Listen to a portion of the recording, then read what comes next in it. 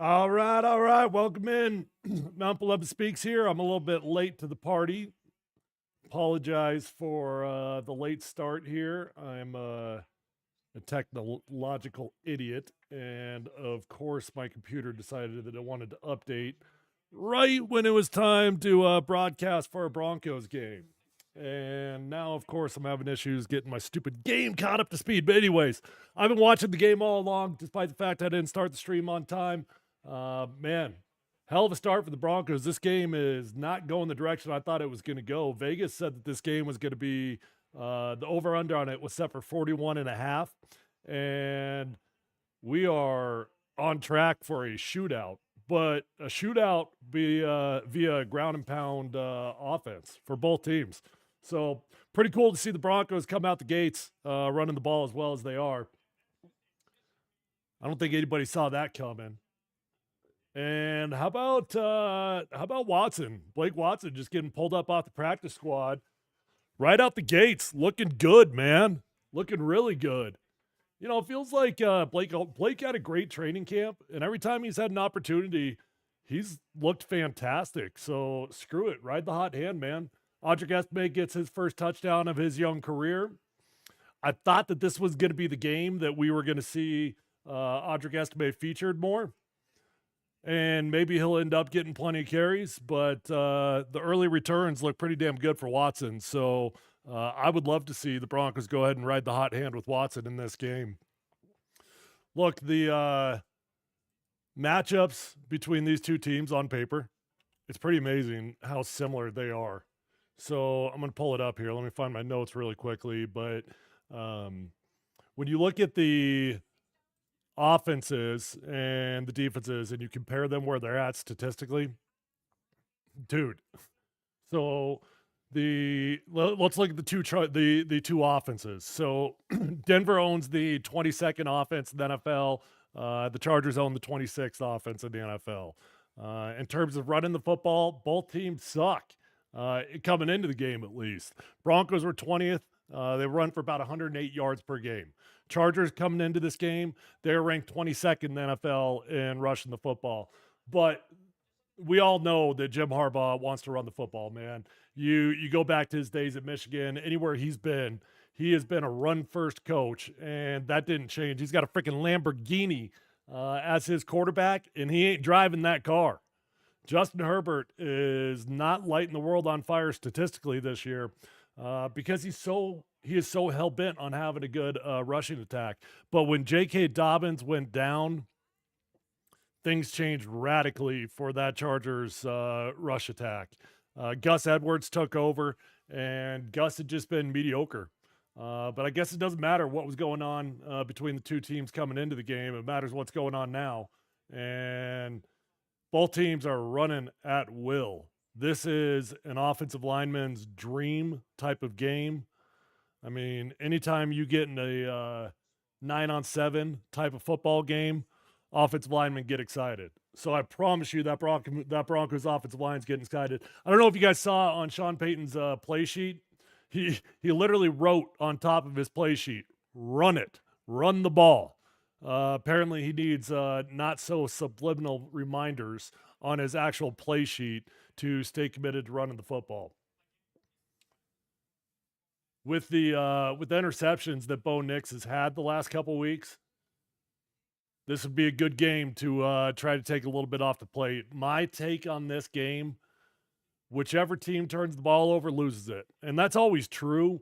But in particular, when you're playing this Chargers team, Justin Herbert is protecting the football extremely well this year. He's got 16 touchdowns and only 2 interceptions on the season. So the Broncos were able to escape last week despite the 3 interceptions from Bo Nix because the Colts are the Colts, and Anthony Richardson's going to turn the ball over at a higher pace than any other quarterback he plays against. That's not going to happen in this game. So Bo Nix needs to protect the football, and he needs to emphasize it. Best way to do that is with a good running game.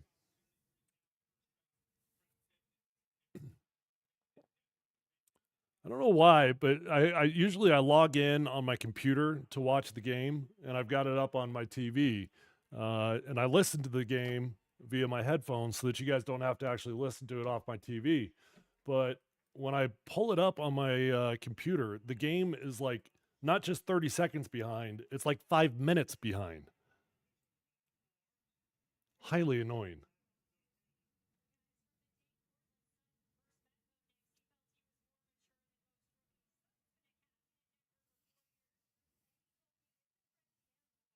How about this, man?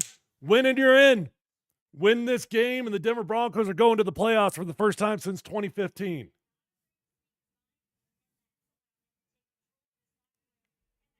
Win and you are in. You got 3 games left. You got to win one. Actually, there is a world in which the Broncos could make the playoffs even if they don't win one of their final 3 games. Obviously, that'd be a bad feeling, and you don't want to limp into the playoffs that way. But the way that things are unfolding, because you handled your business against the Colts last week, there is a world in which you actually could still make the playoffs.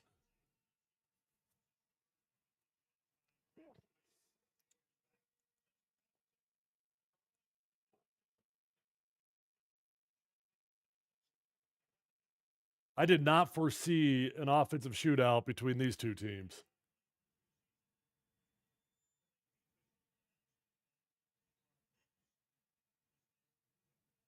All right, 3rd and 11 now.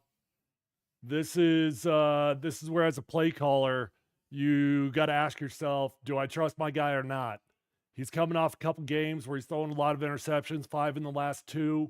How much do I want to press it? Do I want to play it safe here, or do I want to get super aggressive? I think Sean Payton trusts his guy, though, so I'm sure they're going to get aggressive here. Oh, I need to update my scoreboard. My bad. All right, Amazon needs to take it easy with all this lines and circles. Oh, I'm watching the wrong broadcast. That's why. God dang, I'm an idiot. No wonder I'm looking at all these circles. Main broadcast. There you go, TP.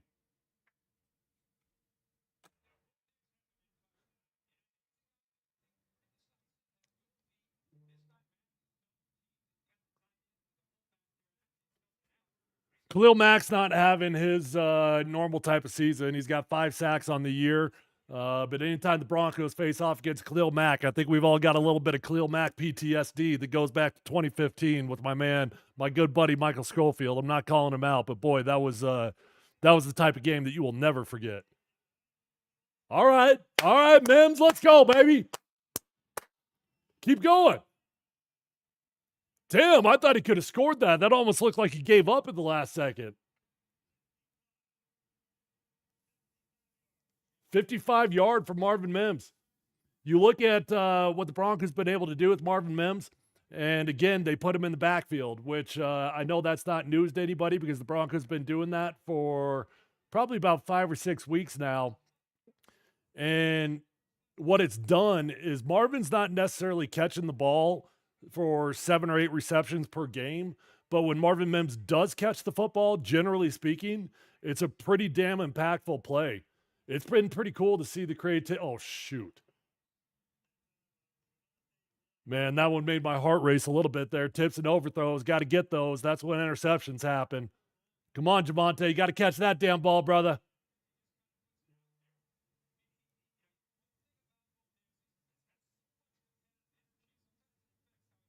I guess I was a tad high, but you got to catch that football. Bo's got to take a little off that. I mean, look, you got to catch the ball. You got to catch the ball, but you don't have to throw a freaking fastball there. There you go. Little RPO action. Get Devon Bailey on the touchdown. Broncos off to a hot start here. 20-10. What's the flag?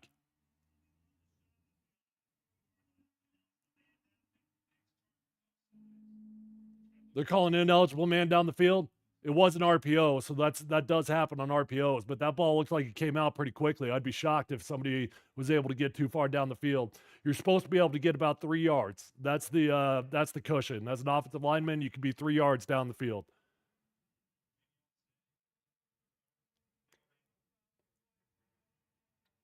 All right, cool. They picked it up. No flag. Dude, this is pretty damn impressive. I am extremely impressed by this Broncos start. I said on my show today, so that was an RPO there. And I said on my show today that my prediction is you're going to see far more zone reads and RPOs in this game. Number one, because Bo Nix is good at it. But number two, because your rush attack has been so abysmal coming into this game. And Jaleel McLaughlin was out, which is a big deal because Jaleel was our starting running back the last game. So I thought the Broncos might try to pick up their rush attack with some zone reads and RPOs. They haven't needed it in the running game, but it would appear that Sean Payton was thinking the same way that I was thinking in terms of the game plan.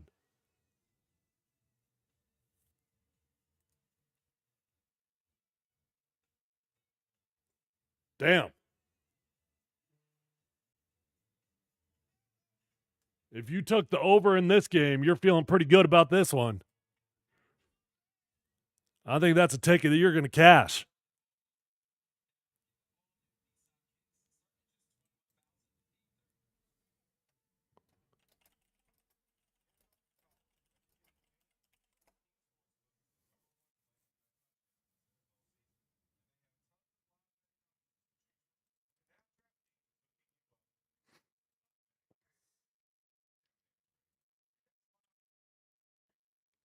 So a few names you're going to want to keep your eye on as this game progresses for the Chargers.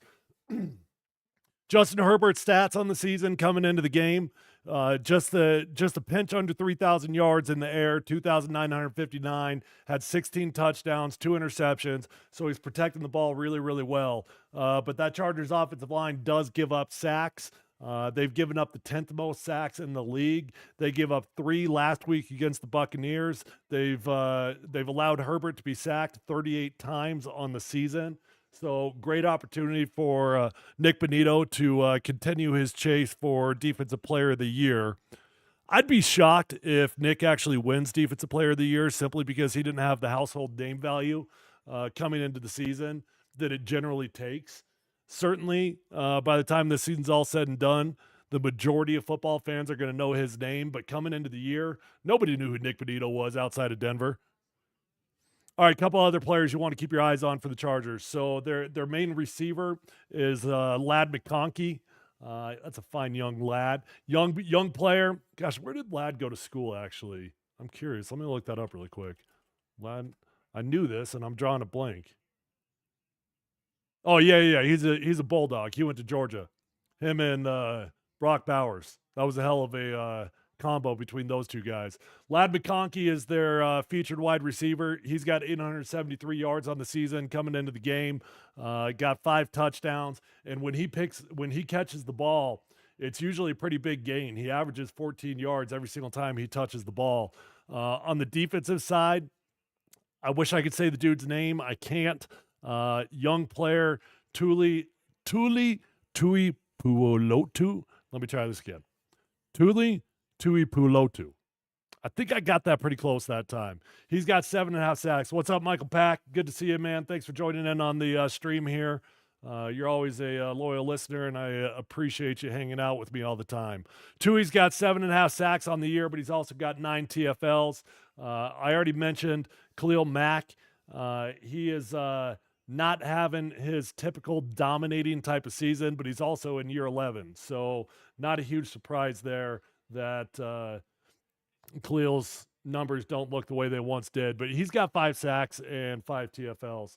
They've got a corner, Tarheeb Still, who's a ball hawk. He's got 4 interceptions. So with Bo being a little bit more careless with the rock the last couple games, he's going to want to stay away from Tarheeb Still. Damn, this game is going quick, though. We're already halfway done with the second quarter, and it's only 7:15. Yeah, they look phenomenal, dude. I'm fired up the way the boys look right now. I mean, this looks like a team that can make some noise in the playoffs. The one thing we've been missing is the running game. If the Broncos can develop a legitimate, consistent rush attack, they're a dangerous team.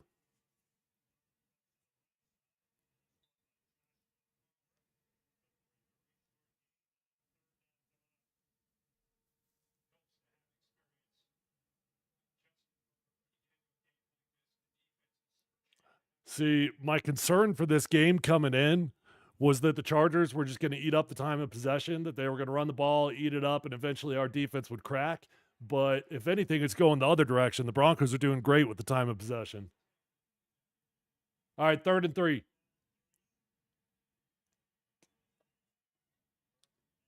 Good protection. Damn. That's a bad ball from Herbert right there. Broncos get off the field, and that dude's lucky to not be injured.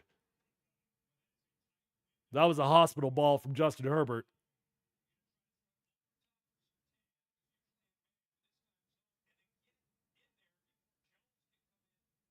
Jones could have easily cracked a rib there if he wanted to. Decided to go for the ball instead of the hit.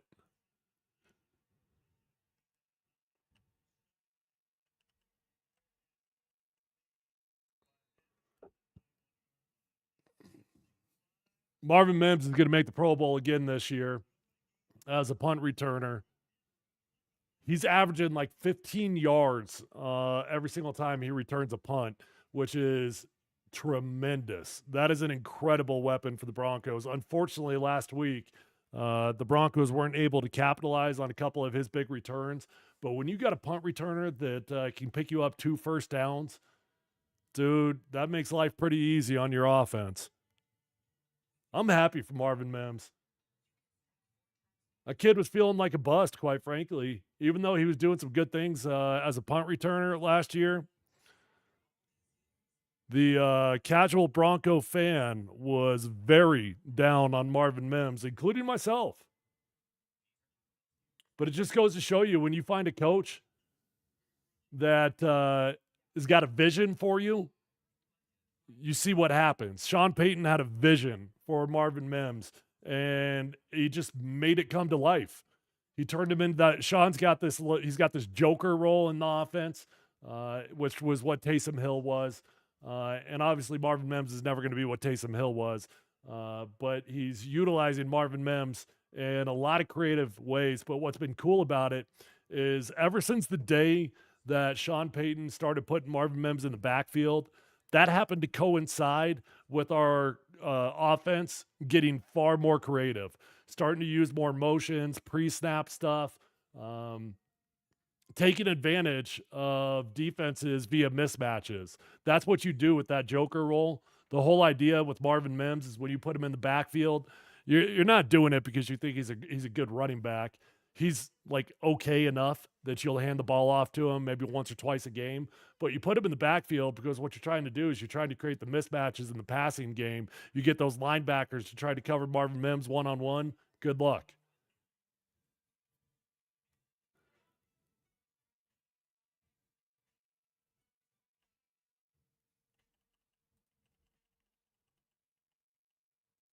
Why the hell is my computer 5 minutes behind?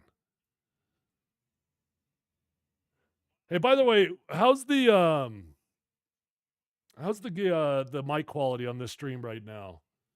My last couple streams, it's been super staticky for some reason. I did a bunch of updates, updated my drivers and everything, which is why I was late to the stream today.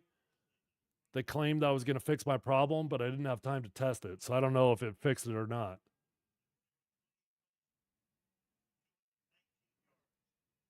All right, here we go. Another drive for the Broncos offense. Let's see if they can keep the ground and pound going. Well, not by design, but another good run for the Broncos. See, what's cool about these nakeds for a player like Bo Nix, and I'm not saying you need to simplify things for Bo, because I think he's seeing the field really, really well these days.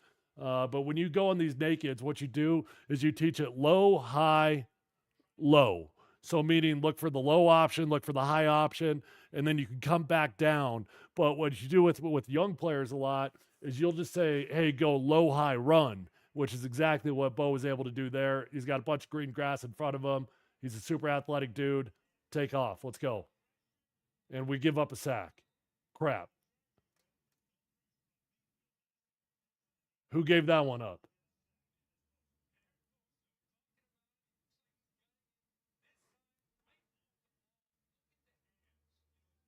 All right, Nick Bosa matched up one-on-one on Mike McGlinchey. Mike just oversets him a little bit.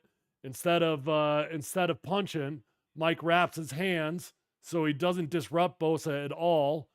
And Bosa uses the wipers. He gets those ninja moves. Bosa trains in MMA in the offseason for that exact reason. He does a great job of getting offensive tackles' hands off of him, and that was way too easy. Mike McGlinchey gets paid way too much money to get beat that fast. I wish I got paid that much money. I wouldn't be doing this live stream with you if I did. I probably would anyways.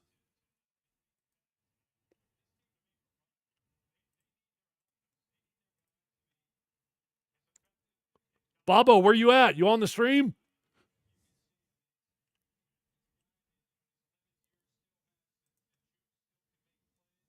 I've usually got my buddy Bob on here talking trash to me, trying to derail me.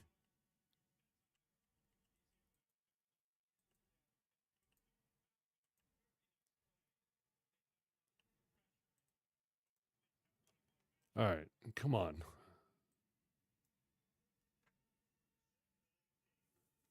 Second and 18. So good time for a bubble screen. Might run a draw. Oh, Bobo is here.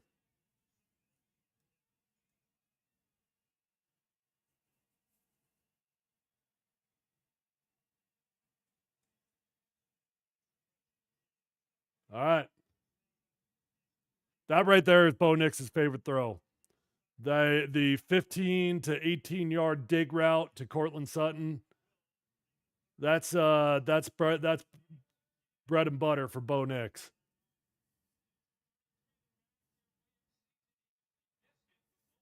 Dig route, if you don't know, it's just like it's like a deep crossing route. That's all it is.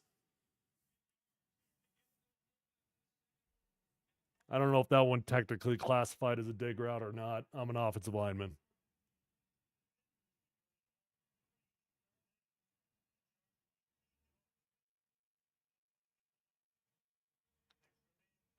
Oh shit.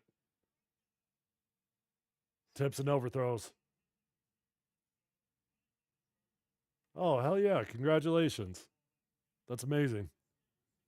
Outside the wisdom teeth. That's awesome. Congratulations.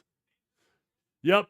So Pete Carroll, we had a phrase in Seattle that every time he said it, the whole team had to repeat it. It was his mantra. Tips and overthrows. Whenever he'd say tips and overthrows, the whole team would say, "Got to get those." That's the mantra on defense. Anytime you see something like that, that's when you get the interceptions. Tips and overthrows, got to get those.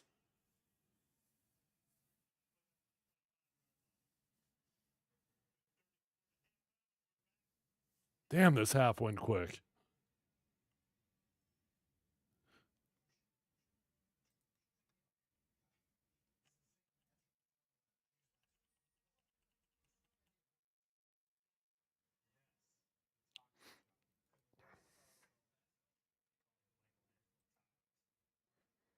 All right, let's see. Let me pull up my docs.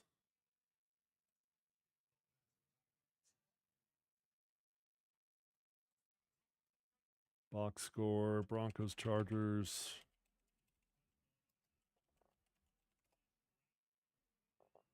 I'm sure you're all well aware, but the Chargers got absolutely destroyed last weekend against the Buccaneers. And I did not like the fact that the Broncos willingly flexed themselves into Thursday night football here. They didn't have to do that. You cannot be forced, the league cannot force you to have two road games on Thursday night in the same season. So they came to the Broncos, said, "Hey, do you guys want to play again on Thursday night?" They said yes. At the time, I hated it because there's nothing more difficult in NFL than going on the road and trying to get a victory on Thursday nights. So I really didn't understand why they did it. But the sales pitch from the PR staff was that they took this Thursday night game so that they could have extra time to prepare for the Bengals next week, which that game got flexed as well. If you weren't paying attention, the Bengals game's been flexed into Saturday now. But the pitch was, it gave him more time to prepare. But I was just sitting there thinking to myself, man, it was almost like they were saying they were okay with losing the Chargers game because they were emphasizing the Bengals game as the most important, which sort of made sense because they needed to win one out of their final three. But anytime you start flirting with the football karma gods, generally speaking, bad things happen. So I was thinking it was a bad idea for them to flex this thing. But then when I saw the ass kicking that the Chargers took last week, I thought, okay, this is actually pretty good timing for the Broncos because they're reeling. They'll be reeling off a short week. They got a bunch of bad mojo. Didn't have enough time to get the taste out of their mouth. And the early goings are exactly what I thought. Ronald said, amazing how well Bo Nix has been playing for the Broncos. Yeah, I would change that slightly to amazing how well he's played on the season. Obviously, the last 2 weeks, he's not been playing good football. Last week in particular was Bo Nix's worst game by far. But I got to say, man, I was not super high on the Bo Nix selection, and he has absolutely turned me into a believer. He was my least favorite of the quarterbacks that were available this year. He was the sixth quarterback off the board. I thought he was the sixth quarterback off the board for a reason. But if you were to redraft it today, it's a pretty fascinating conversation. So if you redid the draft today, Jaden Daniels would be the first quarterback off the board. And then immediately it gets interesting. Caleb Williams has been a disaster. I wonder how high Caleb would still go. If you knew what you know today, would Caleb still be the second pick, third pick? I bet the second pick would be Drake May. Third pick would be Caleb, and then it would be Bo Nix. But that's what I'm saying, what I think the league would do. What I would do, like me personally, it would be Jaden Daniels, Bo Nix, Drake May, Caleb Williams. Brandon Buckner chimes in, says Sean is starting to abandon the run, and that's going to get our offense into trouble. Let's hope not. He put a huge reminder to himself on his play sheet. I'm sure you all have seen it 10 times already. He literally wrote "run it" with about 5 exclamation points next to it on his play sheet. So clearly he's trying to remind himself not to give up on the run. I don't think he's given up on the run yet, but we've been running the ball really, really well. He'd be insane to give up on it.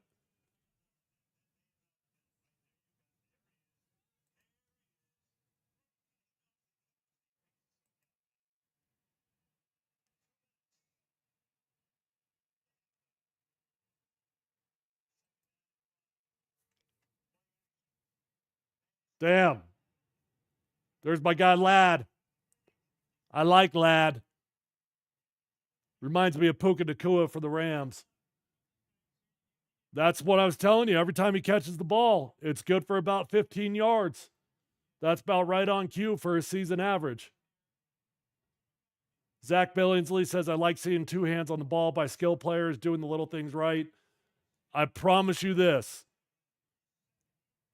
Protecting the football was a huge emphasis throughout the building this week. I guarantee you. If I told you guys there were 6 points of contact anytime you're holding a football, would you know what they are? All right, I'll give you guys the answer here, but I'm going to get a little pop quiz. See how smart you are. When you're holding the football, there's 6 points of contact to protect it.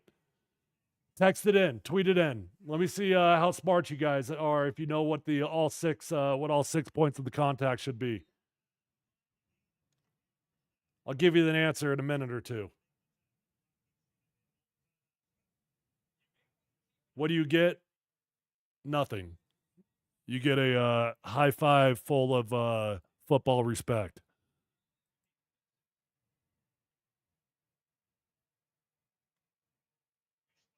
Ladd McConkey looks like he's about 12 years old.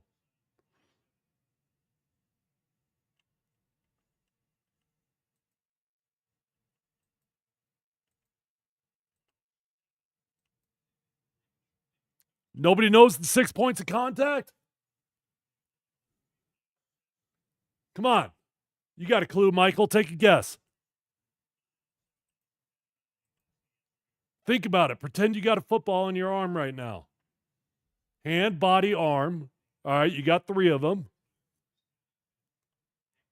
There you go. You got 3 to go.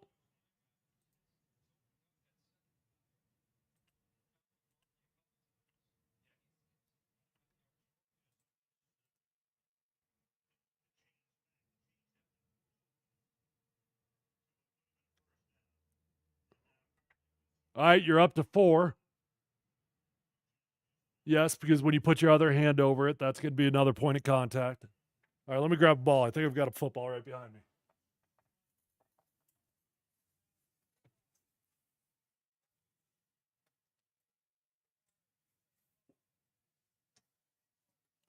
You know what this game ball is from? This game ball is from Josh McDaniels, Thursday Night Football, Thanksgiving. The infamous, all I want you to do is do your mother trucking job. And it looked like he was yelling at who? Mount Polumbus. That's who it looked like he was yelling at. But I got the game ball because I balled out in that game. That's right. Average Palumbo did something right that week. All right, here we go. 6 points of contact. 1, right here, the tip of your hand. Second point of contact, your forearm. That's the second point of contact. Third point of contact, your bicep. So I got 1, I got 2, I got 3. Fourth point, my body.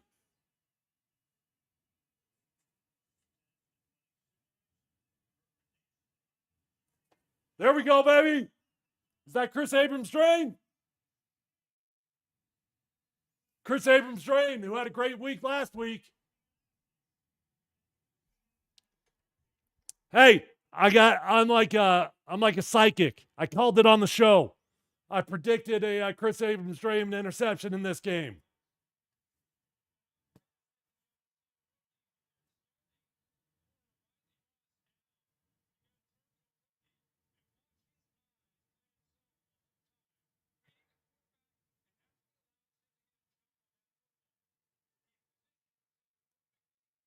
Damn. So Justin Herbert, who is only throwing 2 interceptions on the entire season, coughs one up to the Broncos. So Broncos are in great shape right now. My prediction on this game was that the team that throws the first interception is going to lose this game. I did not think that Justin Herbert would cough it up because he's been doing a great job. That was just that was an unusual mistake for a really talented quarterback. And you know what I think that was? I think that's a dude that's just been underutilized. Seriously. If I'm Justin Herbert, I'm frustrated in my early returns of the Jim Harbaugh offense. Jim Harbaugh freaking loves the dude, and he hypes him up like to an annoying degree. All he can do is sing his praises, but he's really handcuffed him this year. Herbert's not been allowed to do his deal.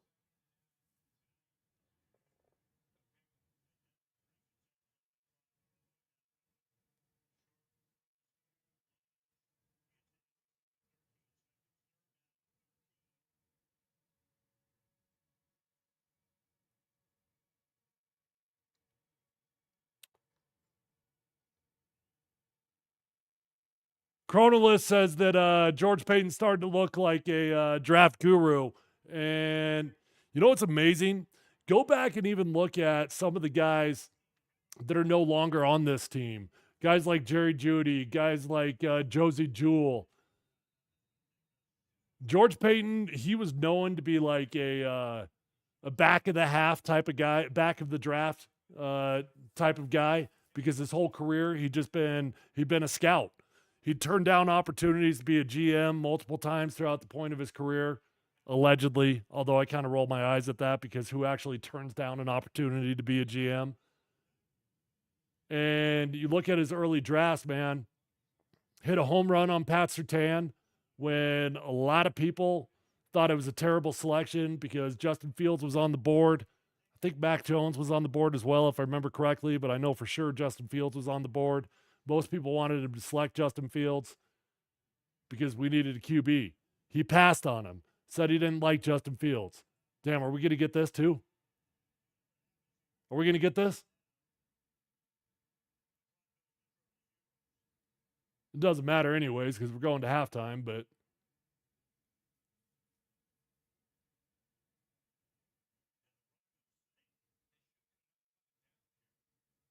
yeah, see, that's what I was wondering. Herb Street just brought it up. Actually, I didn't know what the rule was. So Herb Street just brought it up that if you recover this, you get an untimed down. I don't know if that ever popped up my entire career. I don't know in my entire career if I ever had this situation pop up.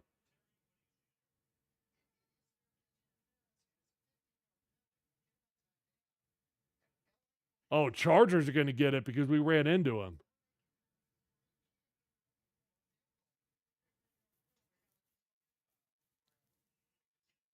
Oh, this could get interesting because we got some weird rules here.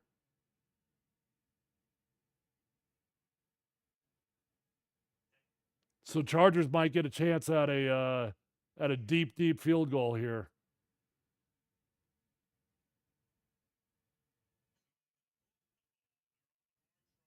What up, Coop? Dude, Coop. That's a name I haven't thought about in a long time, my friend. It's great to hear you. How you doing, man?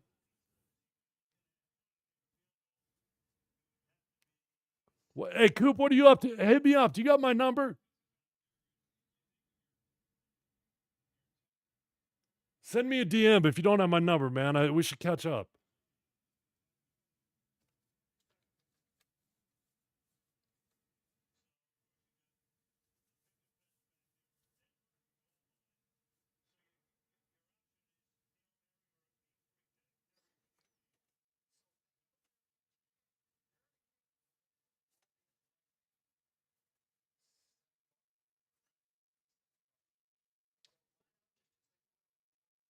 So this is one of the most weird rules in football. I think they've got the opportunity here to kick a field. If I remember correctly, do they get a chance to? I think they can kick a field goal without a defense on the field. It's something weird like that. They always talk about this in training camp. They always talk about these weird rules in training camp, and then it never actually comes about.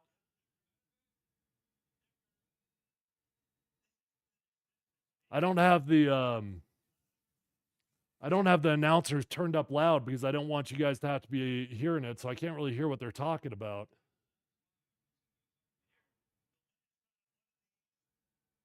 I'm going to turn this up. I got to hear this.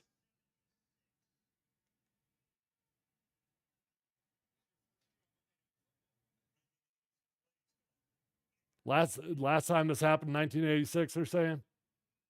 All right, so what's the deal though? I should know this. I know. You guys are watching my broadcast because I'm the football expert. My bad.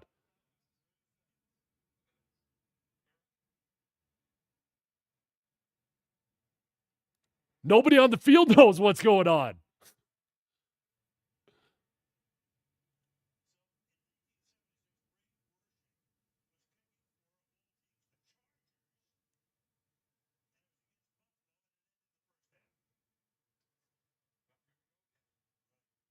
What is taking so long?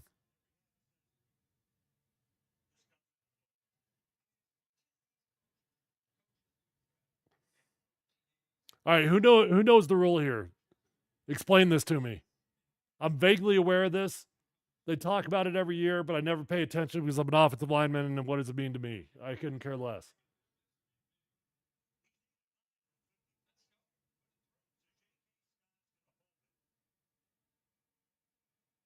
God dang, wait, so everybody's lined up like as if it's a they're lined up as if it's a kickoff?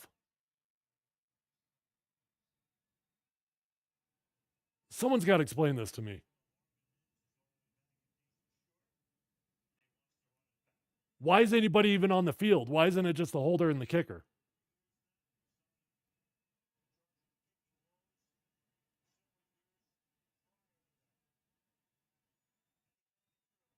Nailed it. Nailed it. Drilled it.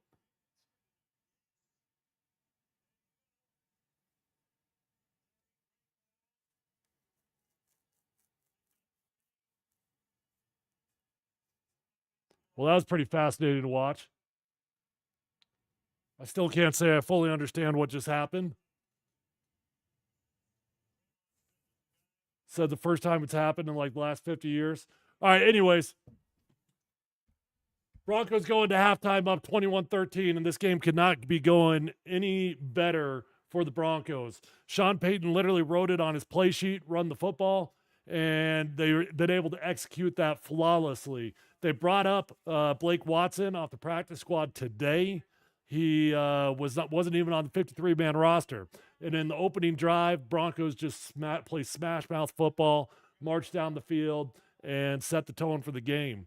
Not only are the Broncos running the football well, although they haven't been running as much the last possession or two, but you also get the very unusual turnover from Justin Herbert. I notice all you people out there that always act like you're smarter than me. Nobody's actually texting in what the hell the rule was there. You guys all act like you're smarter than me all the time. Well, here's your chance. All right, well, look, this game's going great. Fantastic. Let's check in on the box score before I take a little halftime break. You look at the yards, and Bo Nix has got 155 yards on the game. Justin Herbert's got 140. Bo's 15 of 21, and Herbert, like most games, does not have a ton of attempts. He's only attempted to throw the football 15 times in this game. Our leading rusher for the Broncos is Audric Estime.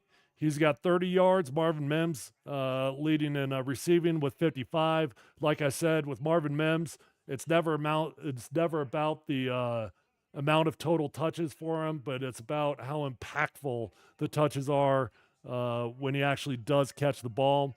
And he's been having some really game-changing plays for 5 or 6 weeks in a row. Let's see. Blake Watson's 2 for 9. It felt like he got more carries than that, but I guess not. Man, we really have not run the football as much as I thought we would be. 21 throws. Who was that? Somebody texted in a little bit earlier that we were already giving up on the run. Now that I sit here and look at the stats, you really aren't wrong. For a game in which we started out running the football so damn well, to have 21 pass attempts, it's actually surprising to me.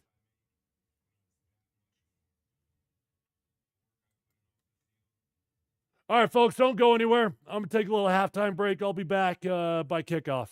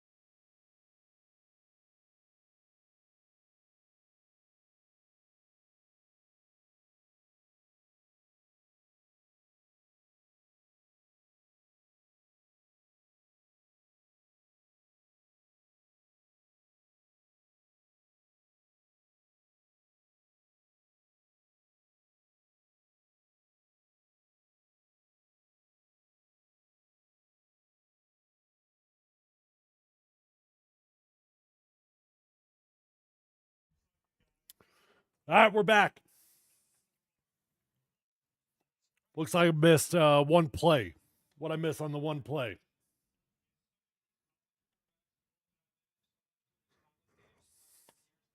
Was being a responsible adult and doing my dishes.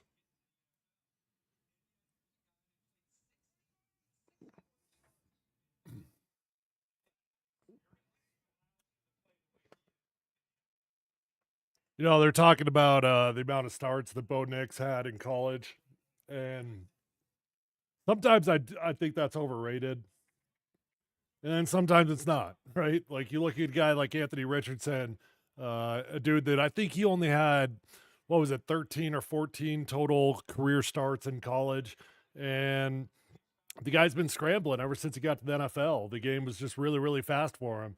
The most difficult thing to get over as a young player is how quickly things come at you. And I do think with Bo Nix, you can really see the maturity of all those starts. The most starts in the history of college football. One of those COVID babies was able to take advantage of all that. And what do you know? Troy Franklin even getting involved. You would think that the chemistry and the connection between Bo Nix and Troy Franklin would have been far more evident than it's been in their rookie season. But Troy's one of those guys that, like I'm talking about, the game hasn't slowed down for him yet.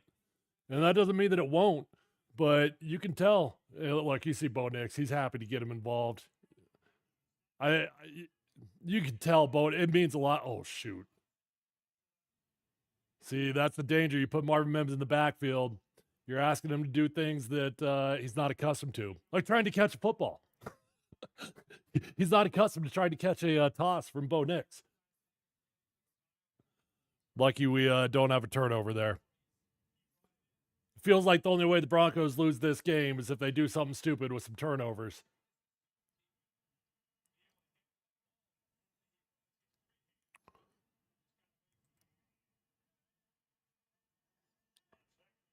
(21-13). Update your scoreboard, dum dum.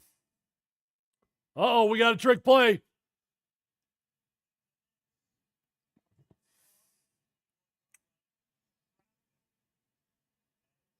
Well, nothing there. Got the toss back to Bo Nix. They were trying to go down deep. I think they were looking for Cortland Sutton. I'm guessing it was a deep corner. No, wasn't there. Smart move by Bo. A lot of times on those trick plays,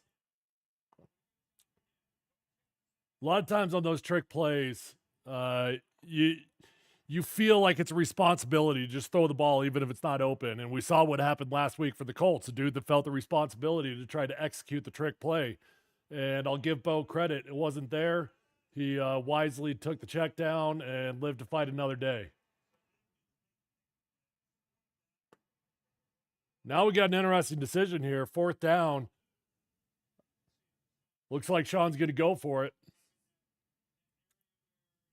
You know, nowadays, anytime you're between the 40s, you think long and hard about going for it on 4th down.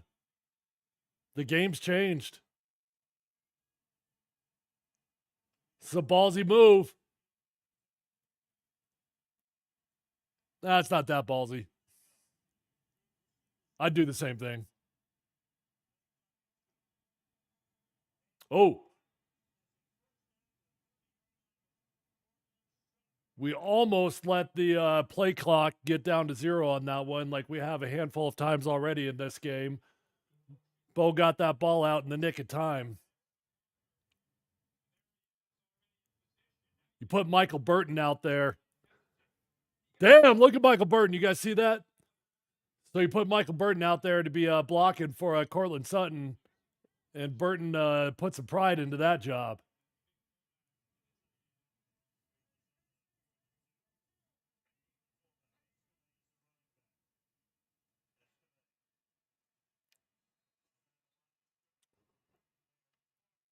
I don't get that one.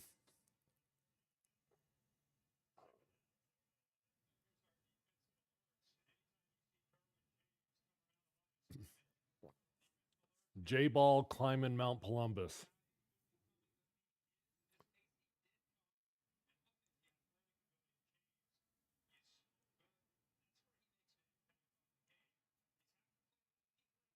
I don't know what Audric Estebe's doing behind closed doors. I don't know if the dude's fumbling, doesn't know the playbook. I don't know what the deal is, but they've been very reluctant to utilize him. Oh, we're going deep. We're going for the stands. Bo Nick's making sure nobody's intercepting that one.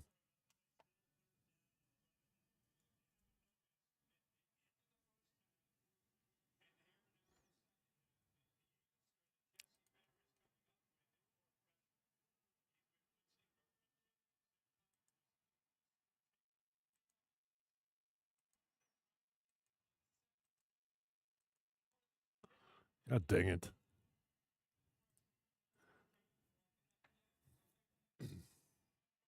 All right, 3rd and 11. We go empty, go with a quick bubble screen. Mike McGlinchey gets out in space, gets a decent little block, and now we got another decision to make.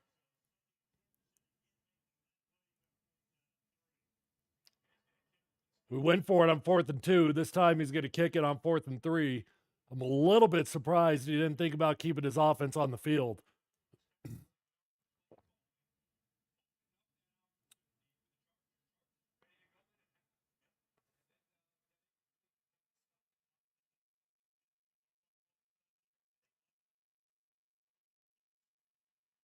You went for it on the first one. Why not go for it on this one?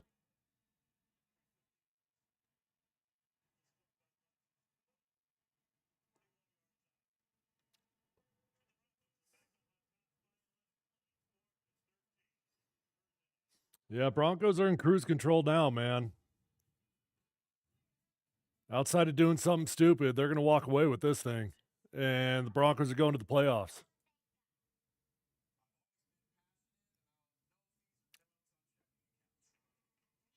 Right down the middle. Of Tyler? What if you put an of in there?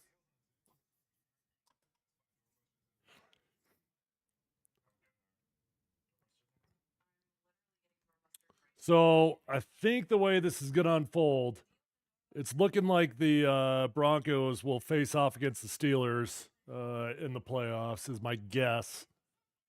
You could end up against Buffalo. I'm not a freaking wizard. DMAC has got all these playoff scenarios down like the back of his hand.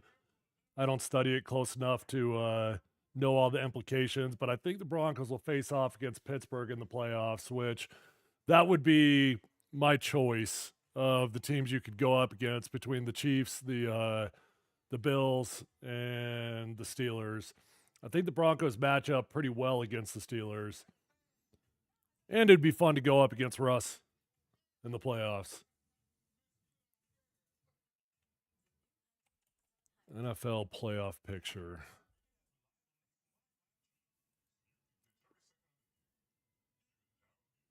So as it stands today, it looks like we'd be a 6 seed.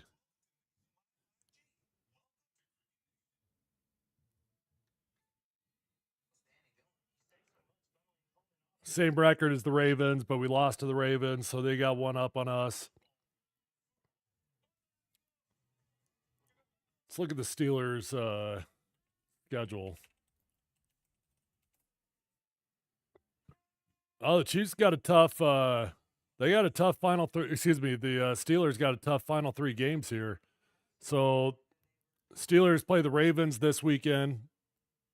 They got the Chiefs on Wednesday on Christmas, and then they finish up the season against the Bengals. So, we'll see how many of those games they win.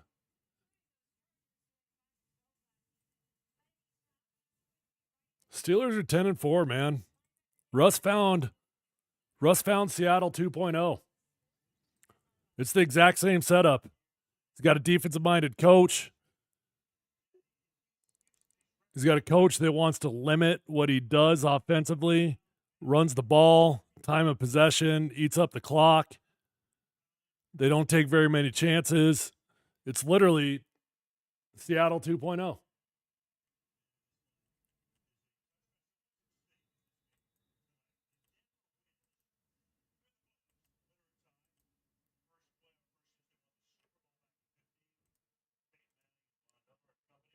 Sounds like they're breaking down the same playoff picture I was just talking about right now.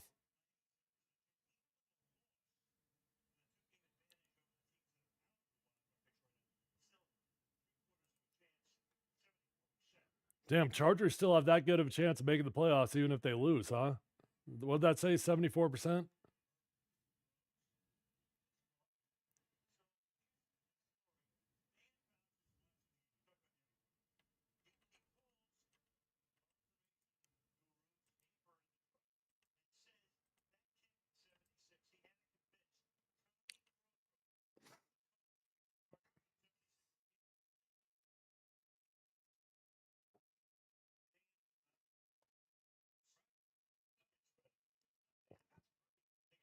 I don't think teams are going to want to face this Denver Broncos team. The only thing that they were missing was a rush attack, and if they're starting to figure that out in this game, watch out.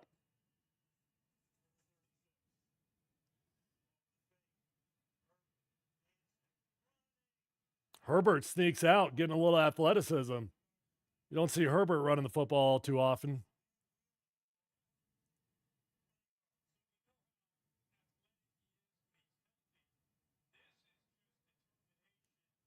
Dude. So my buddy Bob, who just texted in right there, he's on day 4, as he just wrote, of a 5-day water fast. I would be hallucinating. That's all the rage right now. I know Dana White, a bunch of the UFC guys did it. I've done a 1-day, 24-hour water fast. I've done a 7-day juice fast, but I don't know if that even counts as a fast. God dang, 5 days of only water. That is brutal. Did you get on a scale yet?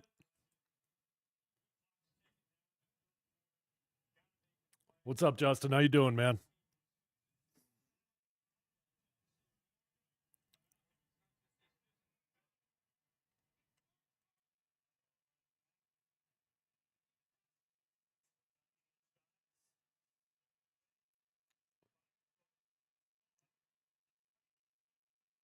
How about that big ass fullback the Chargers got?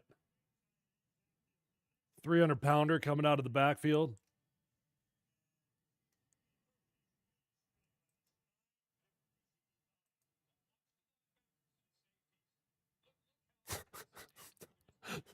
Hold on. You thought he gave up water?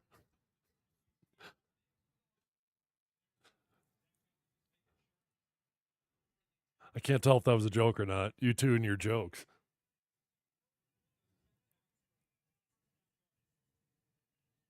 Damn. You see Zach Allen, how quickly he got in the backfield on that one?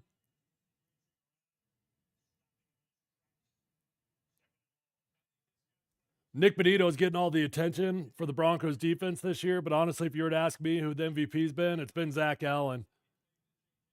He's right up there at the top of the league in quarterback hits, hurries, sacks, all those. And to be doing it from playing in the interior of a 3-4 scheme, it's insanely impressive.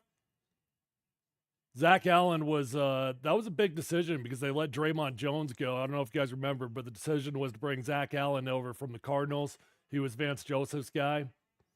And at the time, I thought that was a bad decision because Draymond had been playing really good football, but Zach Allen's been everything you wanted times 5.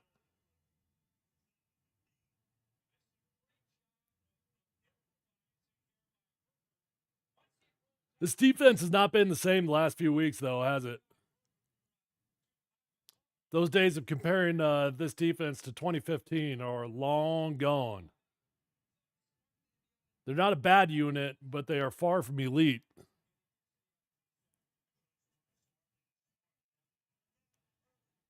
And as I say that, we get another sack. Tillman's another dude that came out of nowhere.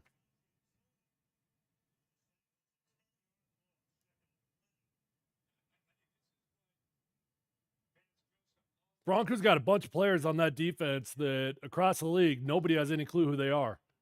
Ask your buddy if they know who Tillman is. I guarantee you they don't.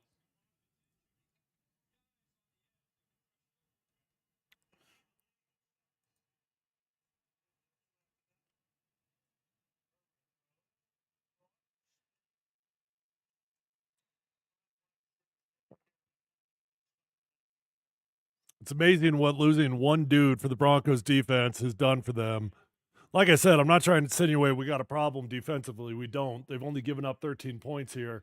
But ever since Riley Moss went down, we've been in scramble mode trying to figure out how to cover up that hole on the other corner.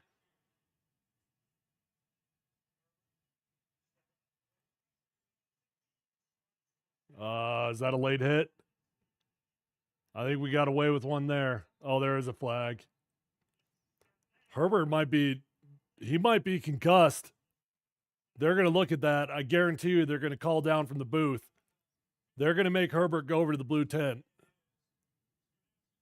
You look at that, took a hit to the face, slow getting up. He definitely looked rattled.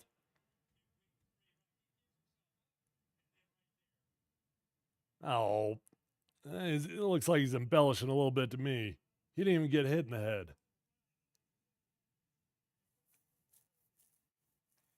And you know what's going to happen? Because he's sitting there embellishing. I shouldn't say that because God forbid he's actually hurt, but he might end up having to miss a couple snaps because of it.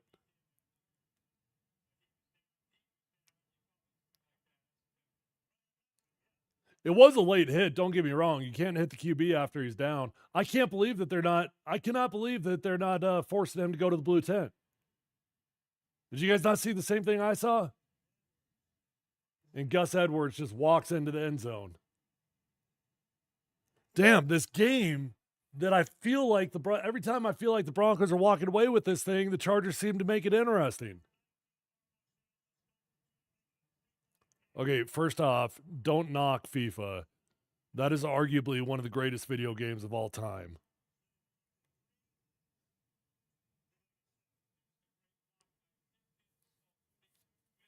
Damn.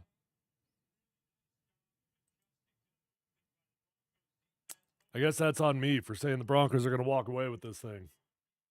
And they're going for two because analytics these days say to go for it earlier and earlier than you ever have previously.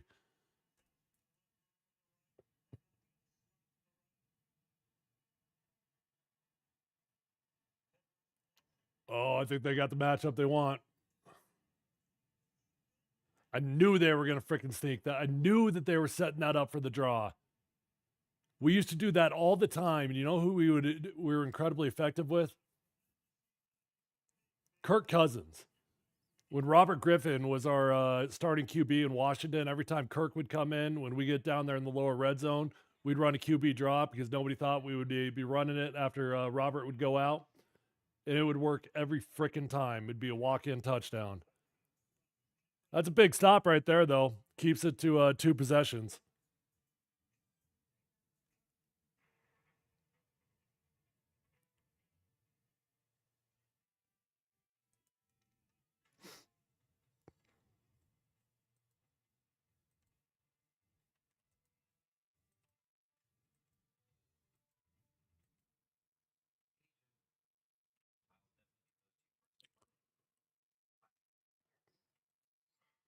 All right, let me check out the box score.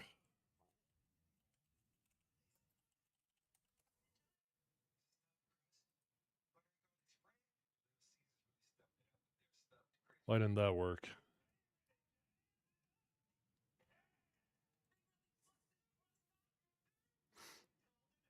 Damn, it feels like we got more rushing yards than we do. We've got 97 yards on the ground. It feels like we've got like 130, 140. Wow, this is pretty fascinating. When you look at the box score, this game is extremely even. Broncos got a slight edge in overall yards. They got 285 yards. Chargers got 245. You look at the passing yards, Broncos slight edge 188 to 172, rushing 97 to 73. But then when you look at the first downs, 17 to 14. Broncos, the reason why the Broncos are doing better in this game, though, is because they've been pretty damn good on third down. They're 5 of 9. Anytime you can live over 50%, that's pretty good. Right on, Justin. I appreciate you. We'll connect.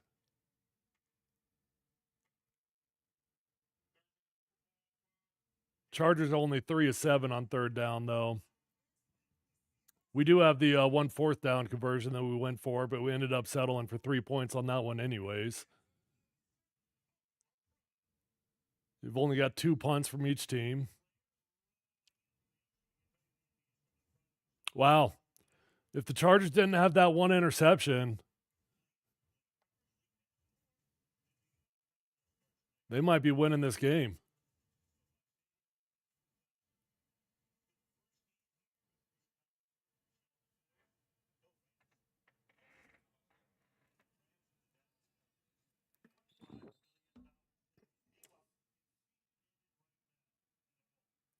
That actually seems like a pretty good turnout for a Chargers game. That stadium's usually pretty empty for Chargers games. But every time the Broncos play, it's like a second home game for them out in LA. I don't know why they put 2 teams out in LA at the same time. A city that's never supported their football teams.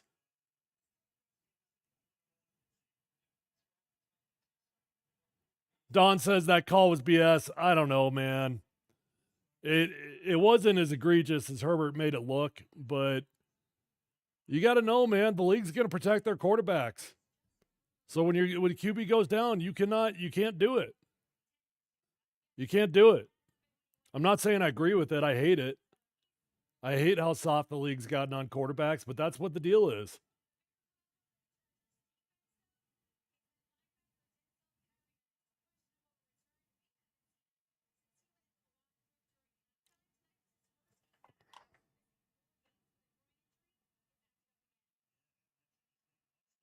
You could have killed him. Yeah.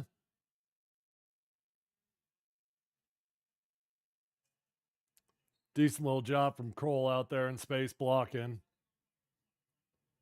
You know, our tight ends, they're nobody's going to be getting a huge contract or anything, but I've learned to have a lot of respect for this group, especially Nate Atkins. You guys want to have some fun, and I know it's probably not fun to anybody other that's not a former offensive lineman, but go watch Nate Atkins in the running game. The dude's an animal.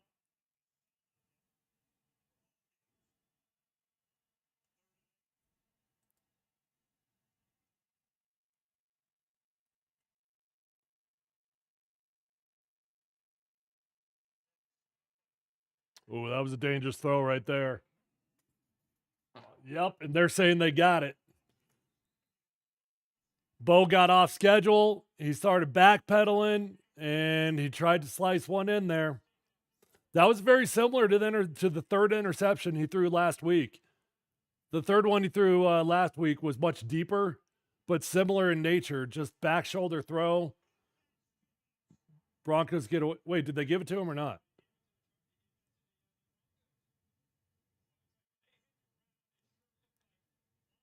Broncos are fortunate on this one.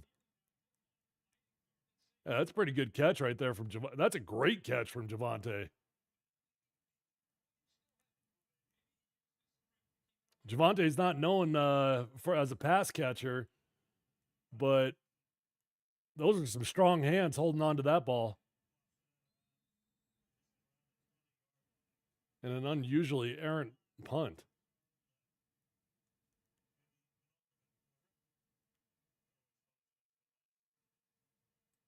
Revenge games are funny, man. I don't know what's going on in the Avalanche game right now. Whoever the schedule makers are between these 3 leagues really blew it tonight. I don't know how many of you guys even are aware of this, but the Nuggets, Avalanche, and Broncos are all playing at the exact same time right now. But the only reason I bring that up is because Bob was talking about Russ with the Steelers.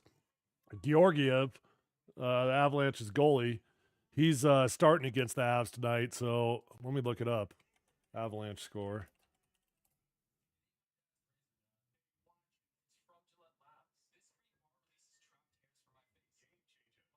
Wait, am I drunk?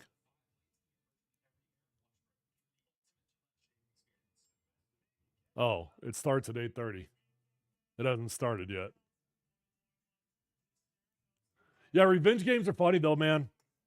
I feel like generally speaking, teams play pretty well. We saw what Jerry Jeudy did in his revenge game against the Broncos this year.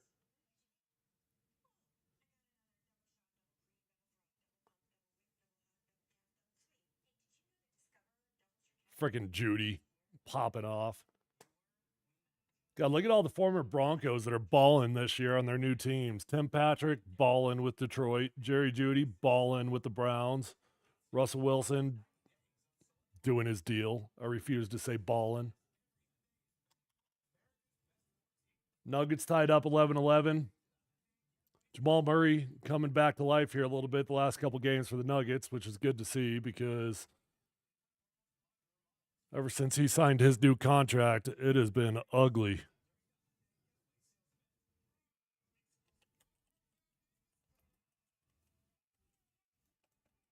Did you guys see the trade rumors for the Nuggets this week? A bunch of speculation. Michael Porter Jr. for Zach LaVine from the Bulls. I actually don't like it.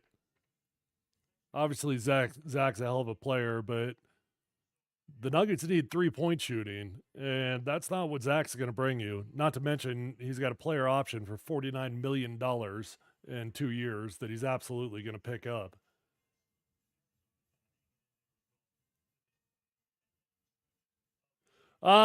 Kurt brings up a point that I feel like we're all feeling here a little bit. Says the Broncos defense might have the rankings, but the eye test tells you this defense is going to get rolled by a good offense.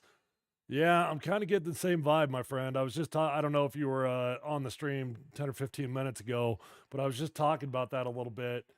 Ever since Riley Moss went down, they just have not been the same.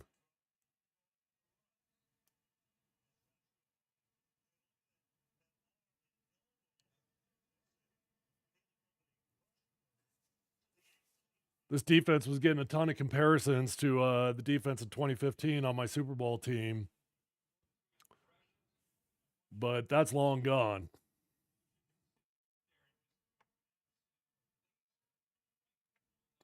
Laser. Pew. Every time I hear laser, I think about D-Mac. Pew, pew.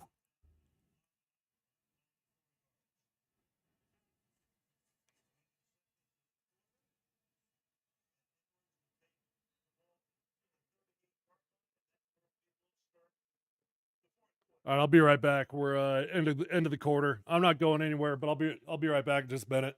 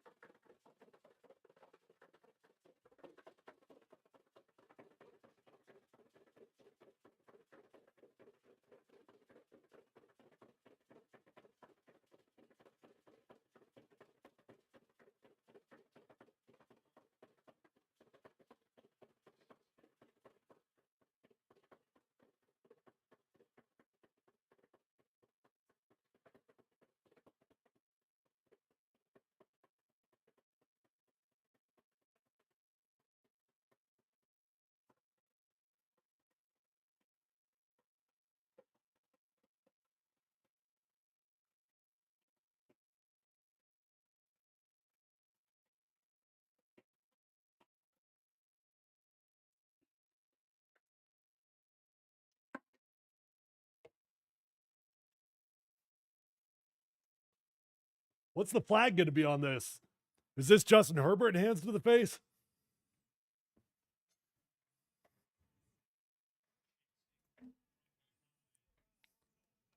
Horse collar.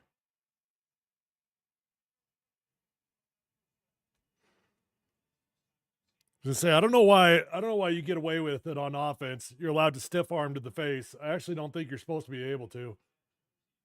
Definitely was a horse collar though.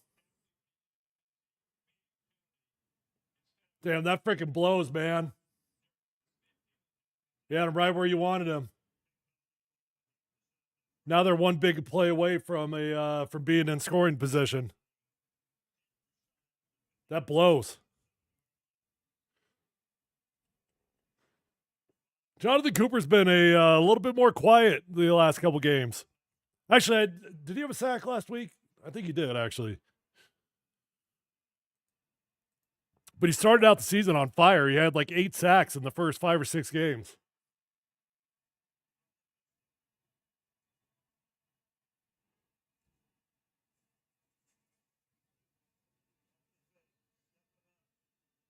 Damn. See, Herbert, for as tall as he is, that happens to him all the time because I don't know that this is the reason on this particular play. He has that ball batted down, what I'm referring to. But if you watch Justin Herbert, he's got a weird throwing motion, man. He releases it super low for a dude that's like 6'6". He plays like he's like 6'3".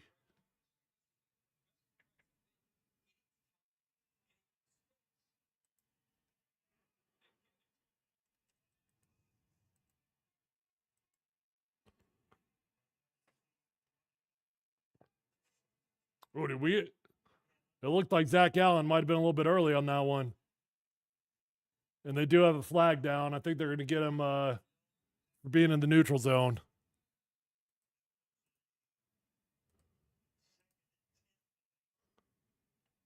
Nuggets up 27-20 for anybody that's keeping an eye on that game.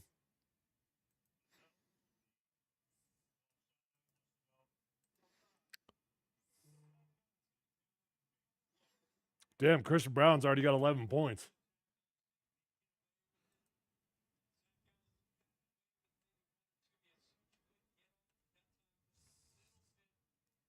That's paying your taxes as a pass rusher, man. When you're as talented as Zach Allen is, the main reason why all of our guys, especially Nick Benito, why he's so effective as a pass rusher is because his first step. That first step, when you time the snap as well as they do, Vaughn used to just call it paying his taxes. You're gonna have 4 or 5 neutral zone infractions over the course of the season because that's what makes you so good.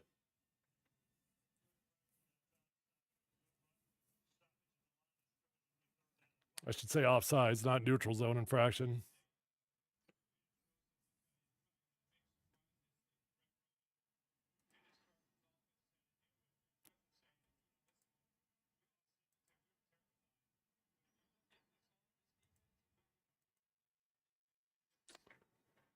All right, this is a big 3rd and 5 right here.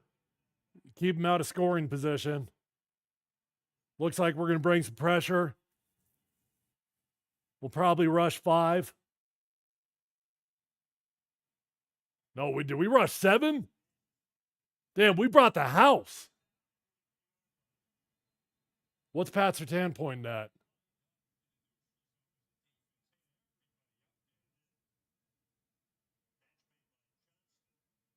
Damn, I think we rushed 7 dudes on that. Shit. Shoot.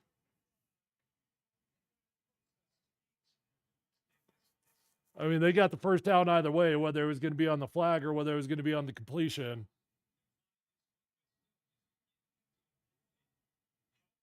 But that's just a little meltdown from this defense. Couple very avoidable penalties for this Broncos D.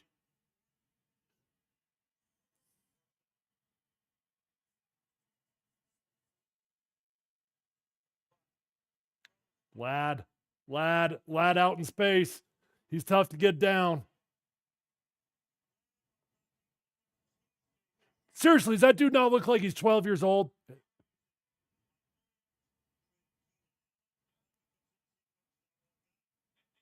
His body looks like he's 12 also. It's not just his face.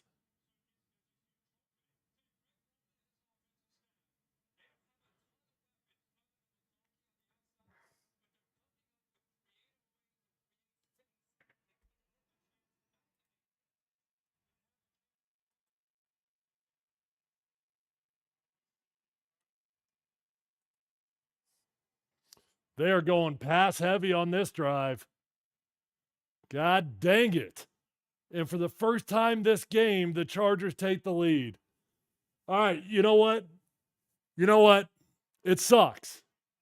And I'm pissed off, but I'm also a little bit excited. Because we haven't had many shootouts like this one. I don't know if this would classify as a shootout. It's getting dangerously close to it, but the one thing that we're learning to find out from Bo Nix, can the dude fight through late game adversity? And that's what we're getting in this game. We're getting late game adversity, and Bo Nix is going to have a come behind victory. So there's a part of me that is actually kind of excited about the situation because this is a checkbox that Bo needs to get. It's the next step in his maturation as QB for the Broncos.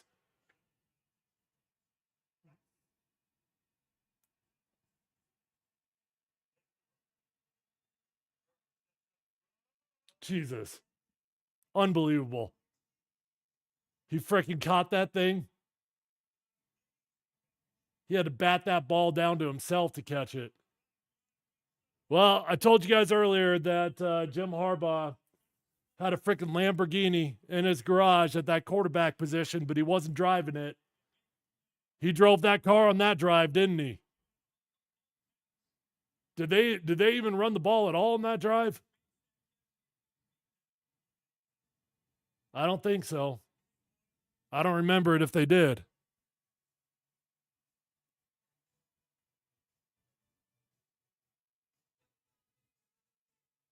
Damn, man.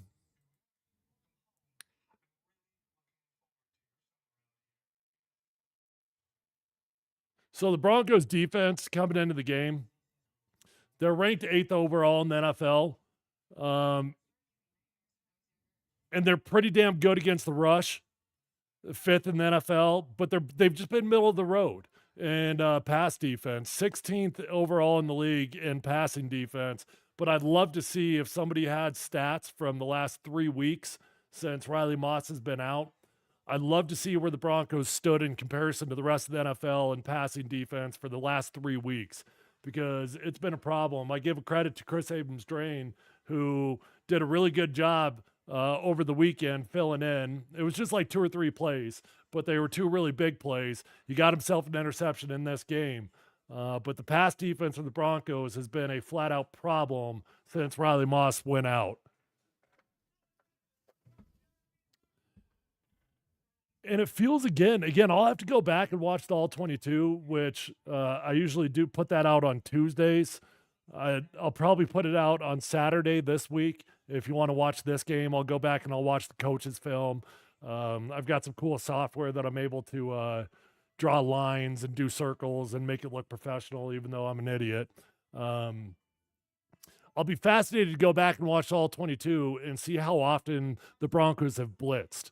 That's been the identity of this Broncos defense, and it's what's made them so good for 12 games. For 12 games, this Broncos defense was the most blitz-heavy D in the NFL.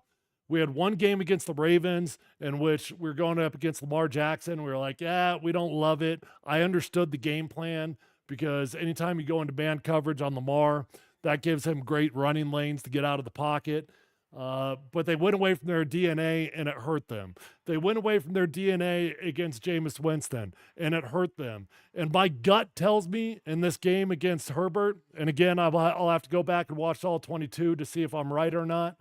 But my gut tells me we're not blitzing very much in this game either. I know we just had one on this drive on that 3rd down conversion where we blitzed 7. But I don't think we're blitzing much. Joel says, can we fire Vance Joseph? Well, I think you're getting ahead of your skis on that one a little bit, Joel. He's had a fantastic season overall, but I'll tell you this. Word on the street, Joel, is that there's been some drama behind the scenes the last couple weeks between the head coach and Vance. What kind of drama? I don't know. I'm not trying to make more of it than it is, but I think there's been some pretty heavy discussions behind the scenes about defensive philosophy. Sean Payton's not agreed with a few things that Vance has done, and you've seen it on the sidelines. I've seen Sean Payton chirping into Vance Joseph's ear way more over the last couple weeks than we have all season long. So I don't think he's going to get fired, but it is something to keep your eye on. You know, going back to last year, that Miami game where we gave up 70 points, what I heard, and again, this is a giant game of telephone, so take it for whatever it's worth. What I heard was that Sean Payton did want to fire Vance Joseph. He wanted to fire him that day. And I was told ownership stepped in and they're like, hey, hold your horses. We like Vance. Let's see this thing through. Vance was able to turn it around. And obviously he was retained in the offseason based off the turnaround that he had. But I do think there's something going on between Vance and the head coach.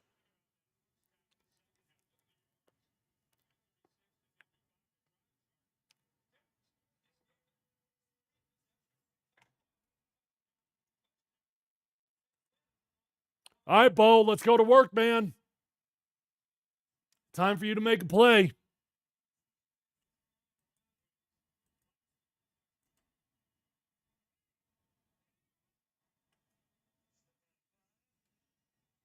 And we dirt the screen pass.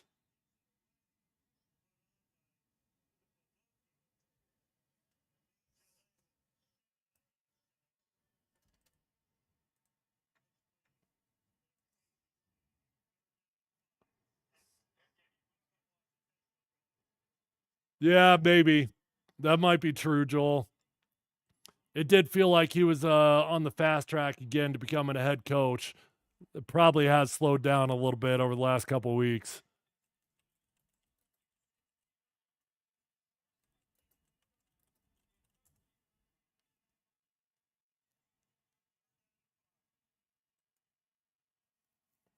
All right, come on, money down. Third down. You got to win third downs if you want to win football games.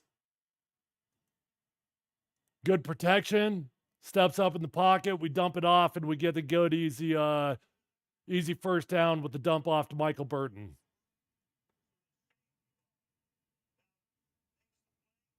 The check down ends up picking up the first down relatively easily. I like this pocket from the offensive line. We had a slide right protection. Garrett Bowles is the only one that ended up in man-on-man coverage. Chargers drop back, and they just lost sight of Michael Burton.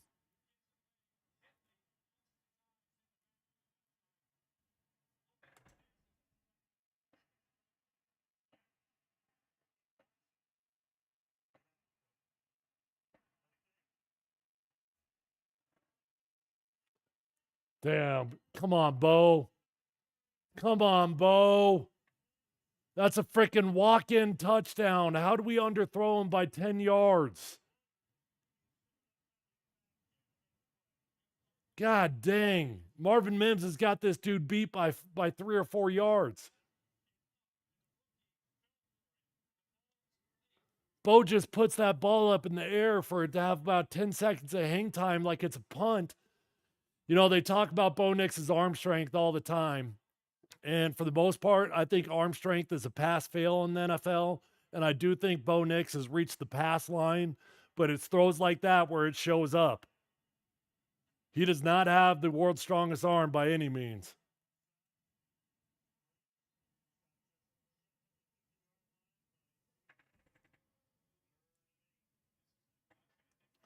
Now we got third and long. We got to convert here, man. Does it not feel like this drive is incredibly important? 10 minutes left in the game. You let the Chargers get the ball. If they score, all of a sudden you got real big problems. This is a freaking huge play. 3rd and 8. It's 4 down territory, though, so you don't have to go for the sticks. Bo immediately gets out of the pocket. I don't think that was by design. I think Bo just flat out panicked. God dang, dude, settle down. It's not 4 down territory anymore. All you had to do was pick up 6, maybe 5 or 6 yards, and you were going to go for this thing, I promise you. Why does Bo sprint out of the pocket like that? Give me a replay. Damn, I don't got good vibes anymore, folks. I got bad vibes right now.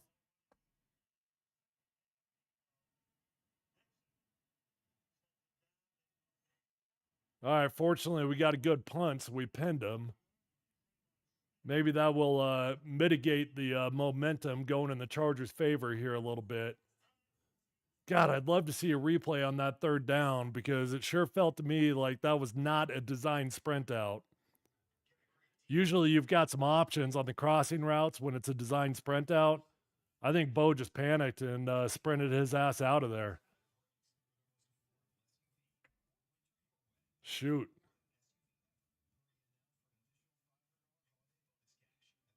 Yeah, Kurt, that's a interesting observation.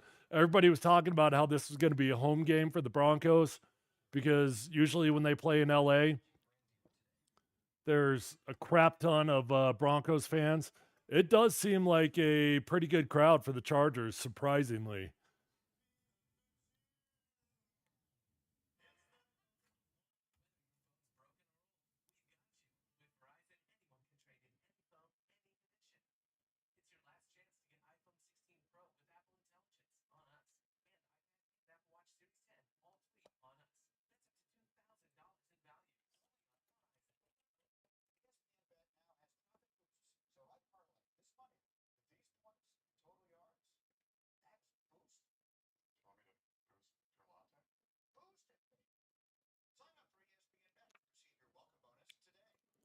Somebody brought up our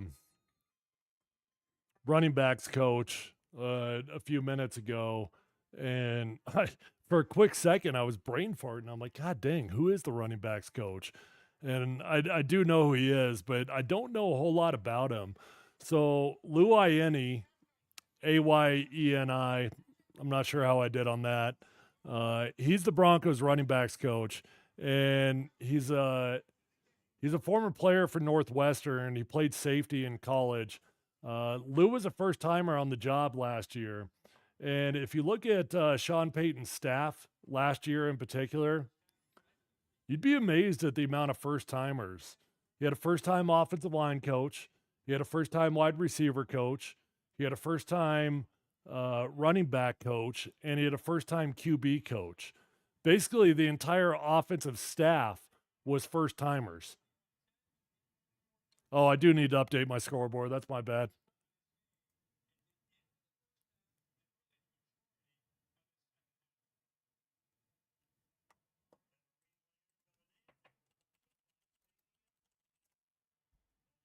(24-27). There you go. Now you get to look at the pain of the Broncos losing. Outcoached in the first game against the Chargers, and again in the second. Very disappointed. You can't fall apart before halftime like Sean did. This loss is on him. Joseph, I don't disagree all too much. You see one team that started out on fire and kind of started to slowly but surely fall apart, both offensively and defensively. You saw one team that struggled and they started finding solutions. Unfortunately, we're the team that fell apart.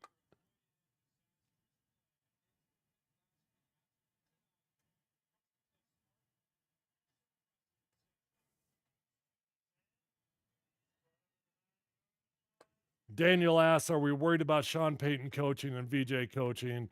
I'm not sure if that's in reference to my comments earlier about hearing there was a little bit of something going on behind the scenes or not. No, I mean, look, you got to look at the season as a whole. And as a whole, Vance Joseph has had a great year, but it's very, very clear the importance of Riley Moss for this defense. Without Riley Moss, we have not been the same. All right, this is a big play, 3rd and 4. If you get off the field here, you got good field position.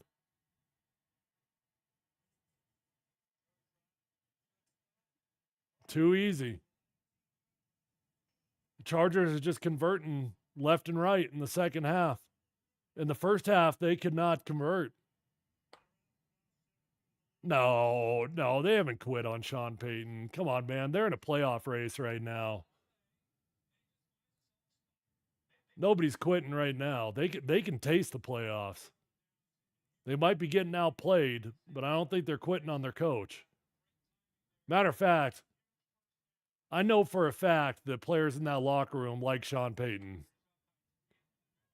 He's got a certain swag about him that's actually, for a Bill Parcells guy, that's an old school tough-nosed son of a gun. Sean Payton carries a certain swag with him that is actually very relatable to today's player.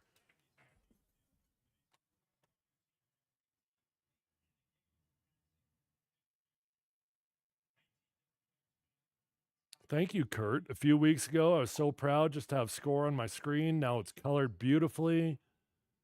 You got a spinning cube. Hey, man, I'm big time. I just landed my first sponsor for the podcast yesterday. Safeway's jumping on board. They'll start at the beginning of the new year. We've come a long ways here on Mount Polumbus Speaks, and I appreciate all you guys that have been with me since day one.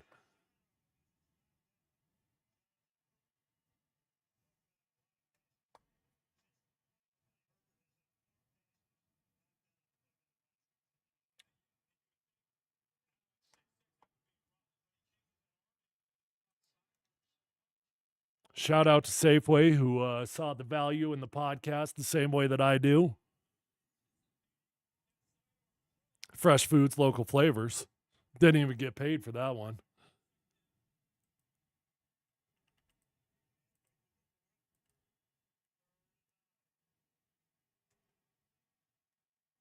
Thanks, Mike. Appreciate you.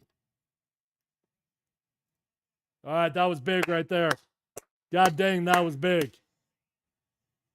Drew Sanders, welcome to the team, my man. Drew Sanders has been on a milk box, missing in action. He's been banged up off the IR. They activated him. And that's got to be the first big play Drew Sanders has made all year long. Now, he didn't have to do a whole lot. Nobody touched him. But big play nonetheless.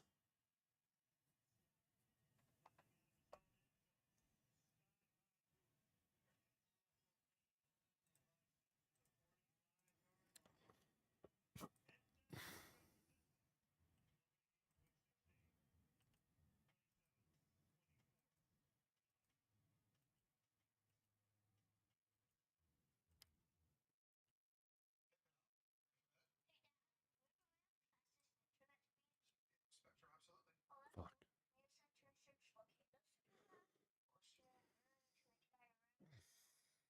As you should, Bob. You know what makes Safeway different? They cut their fruit in store every single day.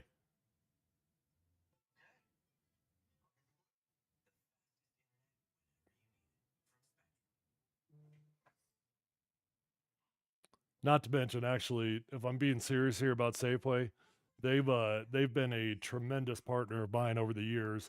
I know many of you watching have been supporters of Pedal with Columbus to beat ovarian cancer, and in 3 years of doing Pedal with Columbus, I lost my mom to stage 4 ovarian cancer, and so I started this bike race slash fundraiser, and Safeway jumped on board in year 2, and in 2 years, because of Safeway, we were able to raise, I think it was close to like five or $600,000 just because of them. They did this roundup at the register where they, for the entire month, they donated to Colorado Ovarian Cancer Alliance.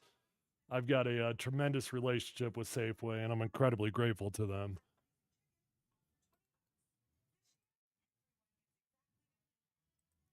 But it's football time.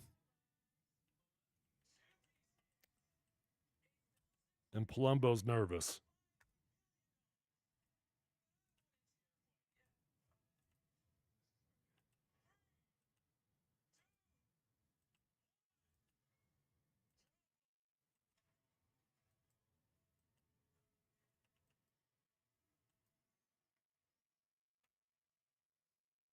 Good news is that the Broncos got a chance here to take control, and they're going to have good field position.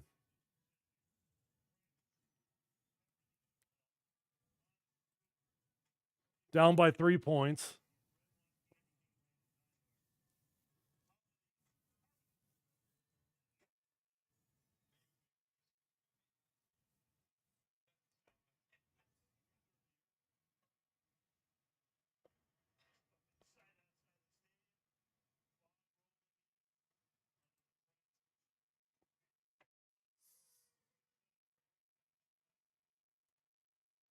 Yeah, we got to keep that dude quiet, Nick Bosa.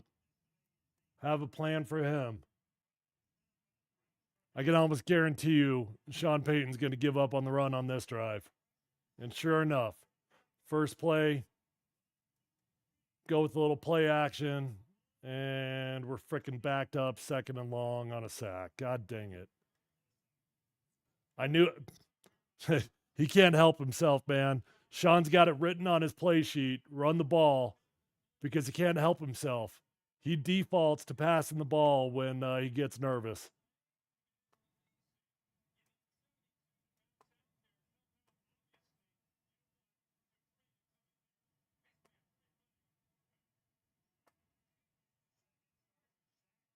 Second and 20.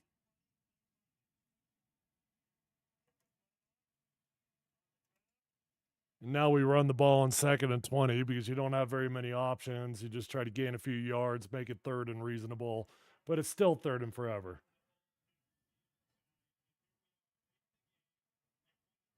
Dude, you only got 5.5 minutes left here.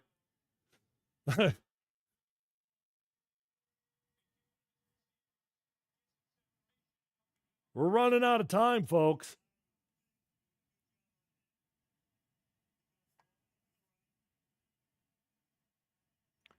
Pick up 6 yards, and it's 4 down territory. Just go for 6 yards. You don't have to go for the sticks. All right, I don't mind the play call. You're a little bit further than what I would want to be, but this is a fascinating situation. You got 5 minutes left on the clock. You're at the 50-yard line. It's going to be 4th and 5-ish. This is going to be really tempting to go for it. Really tempting. I think at the end of the day, punting the ball is the right thing to do because you got to count on your defense to get a stop and you should get good field position. But I understand the temptation to go for it. They are going to punt the ball.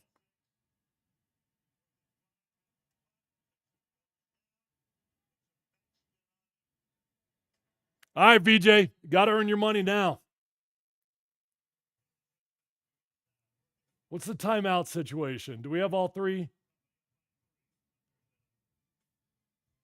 We haven't used a timeout yet, have we?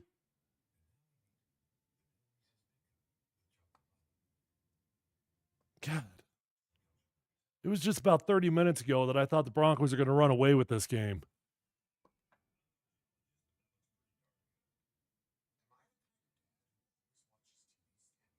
Oh, we got a ball game, Caleb. Nobody's giving up on this thing.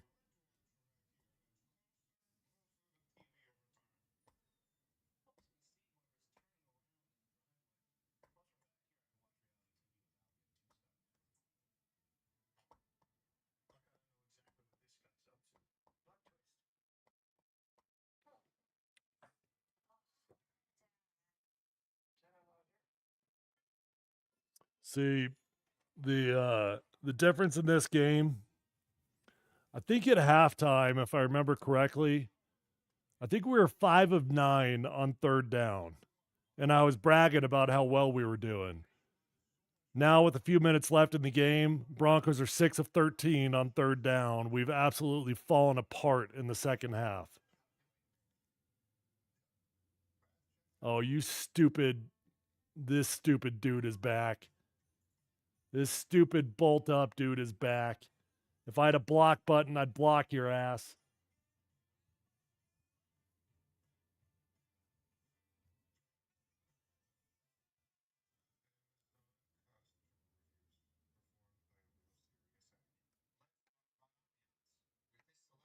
God, I'm kind of speechless right now, to be honest. What a radical change the second half. This does feel like coaching. I mean, how else do you explain it? One team started hot, they fell apart. The other team started off terrible. They made halftime adjustments, and they've been kicking our ass in the second half. I mean, our third downs have been terrible. And for as well as we started running the ball in this game, first couple drives, in particular the first drive, we've only got 110 yards on the ground, and that's combined.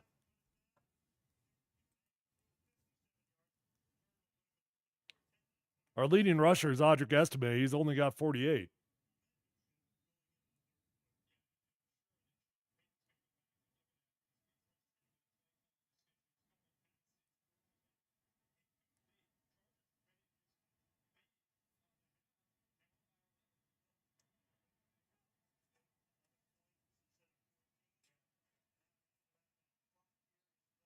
All right. Got to stop on first down.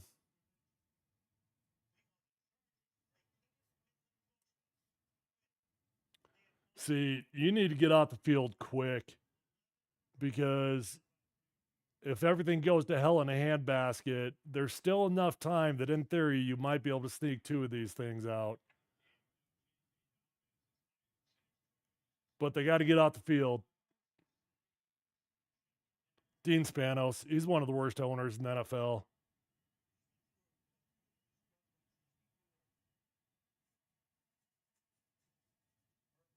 Come on. Oh, man, that was freaking huge. That was freaking huge. First off, they were going to go from 2nd and 10 to about 3rd and 4. And not only do they stay backed up, but it stops the clock. You get a free timeout out of it, and they're 3rd and long. Now, if you're Vance Joseph, what do you do on 3rd down? Do you bring the pressure on a really smart quarterback, or do you sit back in zone coverage? I bet you he's going to sit back in zone coverage. God, that drop was huge. Yeah, we only rushed 4. Is Herbert going to run for this thing? Are you freaking kidding me? Justin Herbert, one of the most unathletic quarterbacks in the NFL, is kicking our ass on the ground in this game. Herbert already had 29 yards before that one. How the hell did we let Justin Herbert run for it on 3rd and 10?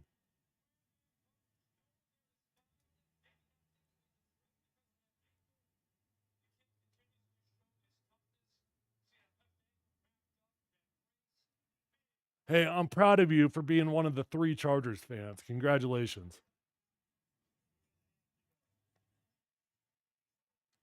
Wow. Wow. Wow. Wow. Fumble. Fumble.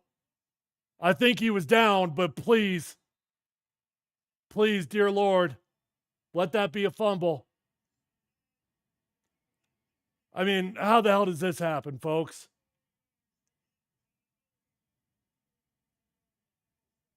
Gus Edwards, who hasn't been able to do anything running the football for weeks and weeks now.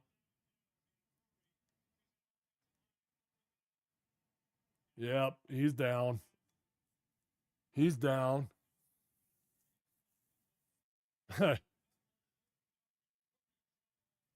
Now the Chargers are going to eat up the clock. They're going to play the entire possession. They'll take it down to 1 on every single play. They got to put, well, Actually, the Chargers still got to stay a little aggressive here because the field goal, it's still a one possession game. So they actually probably will put the ball in the air.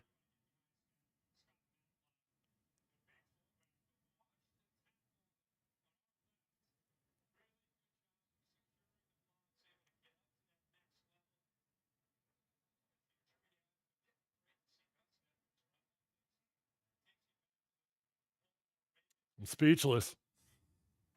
What do you say?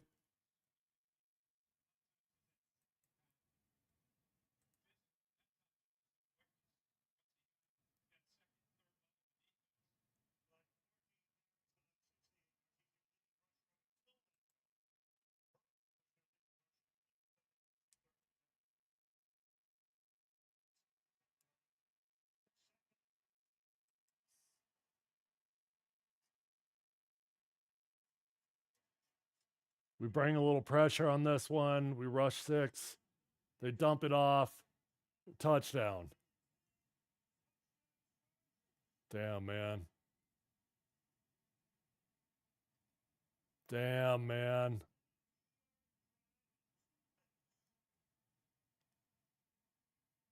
And it was freaking easy. They didn't even have to work for it. 2 big plays, and they marched the length of the field. The odds of scoring twice with 2.5 minutes left is next to nothing. The Broncos just blew this game. The Denver Broncos just blew a game that I thought they had in the bag as recently as about 30 minutes ago. And you know what sucks now? I'm sitting here thinking we got a playoff-bound Broncos team. You got 2 games left. Don't forget, you got to win one. There might, and I emphasize might, be a scenario in which the Broncos can sneak into the playoffs after losing the final 3 games. But do you even want to go to the playoffs if you do that anyways? I mean, talk about a bad feeling. You're going up against a tough, dangerous team in the Bengals. The record be damned.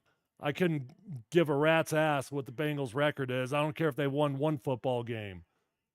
I don't want to go up against Joe Burrow. And then you got week 17 against the Chiefs.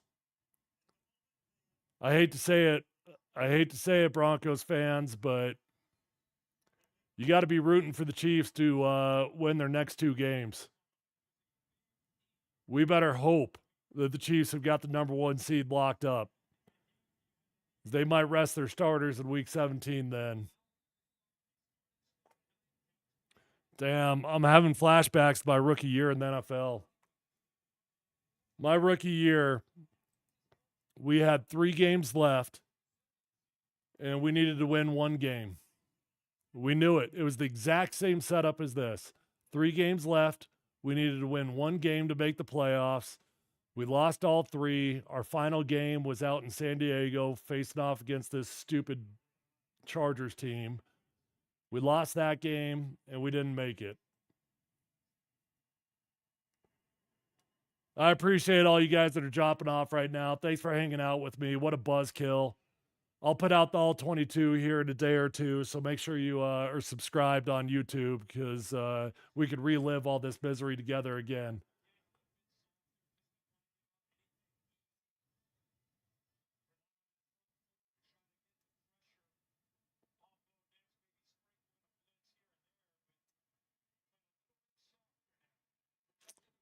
You know what? I don't even know what players I want to blame. What players help me out here? Am I forgetting something? Do you guys have a player or 2 that made a bonehead play in the second half that caused this? This feels like it's all on coaching. This just feels like a team that got out coached in the second half because I can't think of any like bonehead decisions from the Broncos. Maybe I'm missing something. There probably was something. Can you guys think of any bonehead decisions in the second half that cost us this game? Bo Nix gets a little creative there. Gets the lateral pass. That was legal. We're good. but it's going to get called back anyways for holding.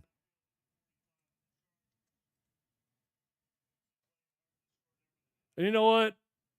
I guess my biggest beef in this game would be for Sean Payton, a dude that's literally gotten written on his play sheet, at the top of his play sheet for the whole world to see. Run the ball with about 5 exclamation points. You pretty much gave up on the run, man. I mean, there's no excuse, as well as we started on the ground, for us to only end up with a little bit over 100 yards in rushing. No excuse. Caleb says, no, not any individual player. We just lost focus. I agree. Help me out here. What am I missing? What were the moments in the second half? It was just the second half. And Garrett Bowles doing his deal, holding 72. Was that a lateral pass? I'm not even so sure that was a lateral pass. We could have got called on a flag on that also.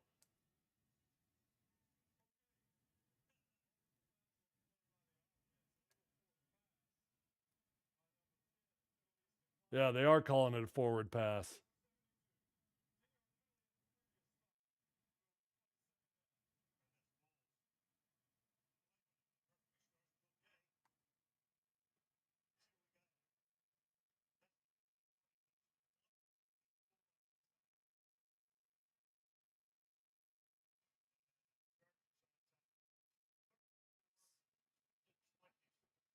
Jesus, man. Opportunity of a lifetime. You guys having as bad of a gut feeling right now as I am about these final 2 games? It's funny how quickly things can change for you. We've just been snake bitten so much and making the playoffs. You know what? And that's something that's really hard to get rid of in a building. I was a part of rebuild out in Washington, and you know, even when things were going well and we were starting to turn things around, just in the building, you're just waiting for something bad to happen. Who's going to give up the strip sack? Who's going to throw the interception? Who's going to fumble the ball? Getting rid of that bad feeling that something bad's going to happen, that's the hardest thing to do in a rebuild. And I'm not saying that the players are feeling it, but I sure am.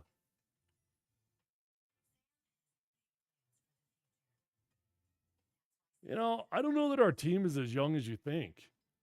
I think we've got a pretty good balance of vets, young players, offensively, defensively. I mean, you go down the list. We don't have a young offensive line. We got Cortland Sutton in the wide receiver room. Defensively, we got vets all over the place. I actually I don't know that I would call this team a young team. I mean, it's certainly not an old team, but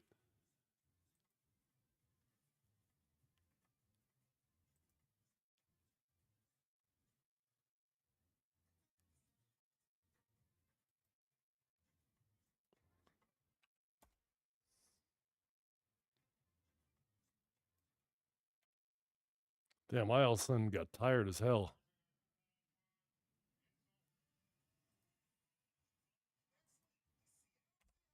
Maybe that's because I got depressed.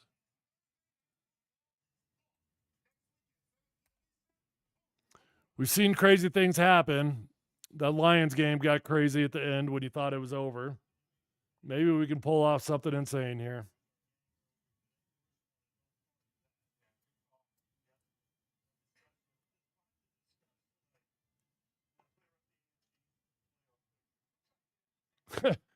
Jim Harbaugh's using smelling salts right now.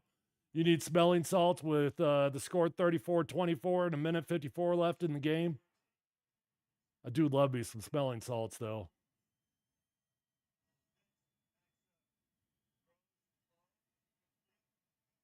God dang it, man. We're not even going to try to make this interesting, are we? 3rd and 13. We'll probably play hero ball here. Either have an interception or an incompletion. Then you're going for it on 4th and 13.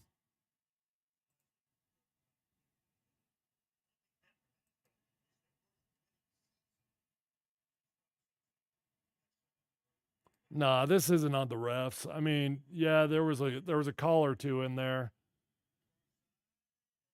This is just a meltdown from the Broncos, brother.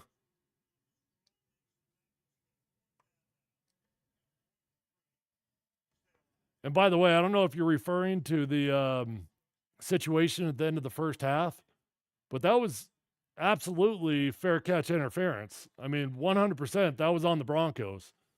The only kind of questionable call I could think of from the refs would be the late hit on Justin Herbert, and that wasn't even questionable. Now, it wasn't as egregious as Justin Herbert made it look, but it was absolutely a late hit. I don't even know what calls were complaint. What am I missing something? What calls are we mad at about the refs? I mean, the two game swinging penalties, we had a penalty.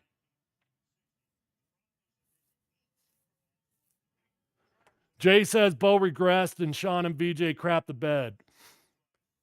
Yeah, Bo's regressed 3 weeks in a row. 3 weeks in a row. I mean, when Bo's been off, he's been off. It's been way off. Daniel says, should this cost Sean Payton his job? No, I mean, now you're getting drunk over there, Daniel. I don't know how much you've been drinking. Sean Payton is as safe as you could possibly get in his job security.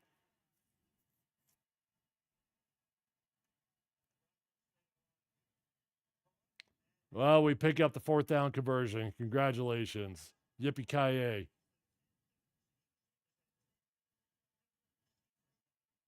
All right, the missed pass interference on the Mims bomb. Fine. But you know what, Bo Nix? How about you throw the ball where he gives him a chance to catch it? How about that? I mean, I know what you're saying, but if you think back on that, that was a walk-in touchdown. All Bo had to do was hit him in stride, and instead, Bo underthrew him by about 10 yards. So I'm not going to get pissed off at the refs when we had an opportunity to walk in touchdown and we just couldn't execute it. I mean, don't get me wrong. I'm happy to blame the refs anytime. F the refs. So we're going for it because you got to score twice either way. This is the right decision. We do make it. That's the right call. You had to score twice. So as soon as you know you've got an opportunity to score, put the ball up in the air and save yourself as much time as you possibly can for the onside kick.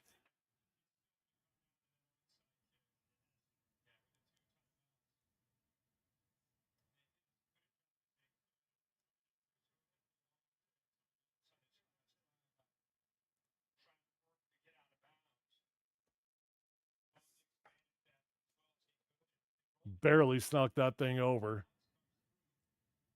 I mean, the recovery rate on onside kicks, it's less than 2%.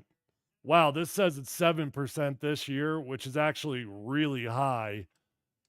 Usually it's less than 2.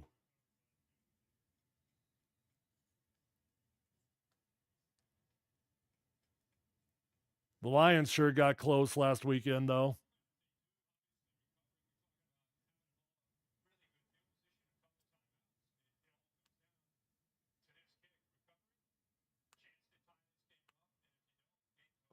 All right, do they try to get tricky with this, or do they just launch it to the strong side?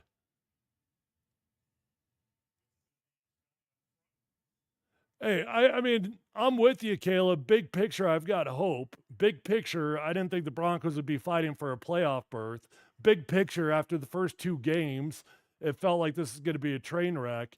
But you know what? Expectations changed, and we had a hell of a run.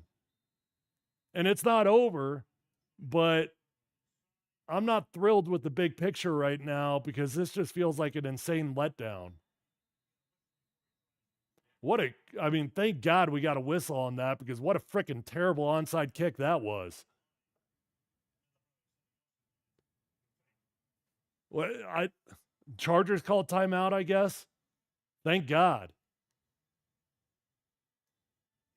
That ball never even got off the ground. Yeah, I'm with you, Joshua. I'm with you. I got a lot of PTSD myself.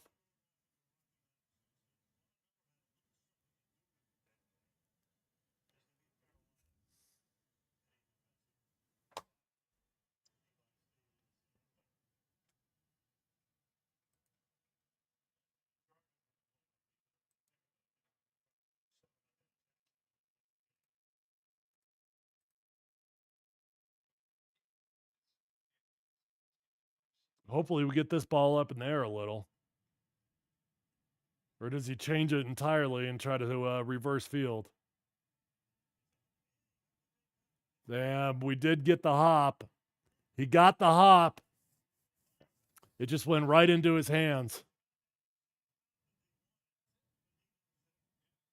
Well, that's the ball game, folks. Congratulations. We lost a football game that the whole world thought we had in hand. We lost a football game that I could not have been more proud of the start. We lost a football game in which we were physically the most dominant team when you know that Jim Harbaugh prides himself on having the most dominant team. We lost a football game because we got outcoached. That's it. One team made adjustments, the other did not. I know I'm beating a dead horse here. I'm sorry, but it's just frustrating. It's hard to explain how in the NFL you can see one team make such good adjustments and another team just fall apart. And it happens. Look, they get paid a lot of money to coach also, but it's frustrating with your team. It's frustrating to me when you started running the ball as well as we did, and Sean Payton's got it written on his play sheet to run the ball, and it felt like we just gave up on it. Like, look, man, I know he trusts his young quarterback, and that's cool and all, but you want to know the best friend for any young QB? Running the ball. Why'd we stop? Like, I don't even know that I would say the Chargers forced us into stopping. We just quit.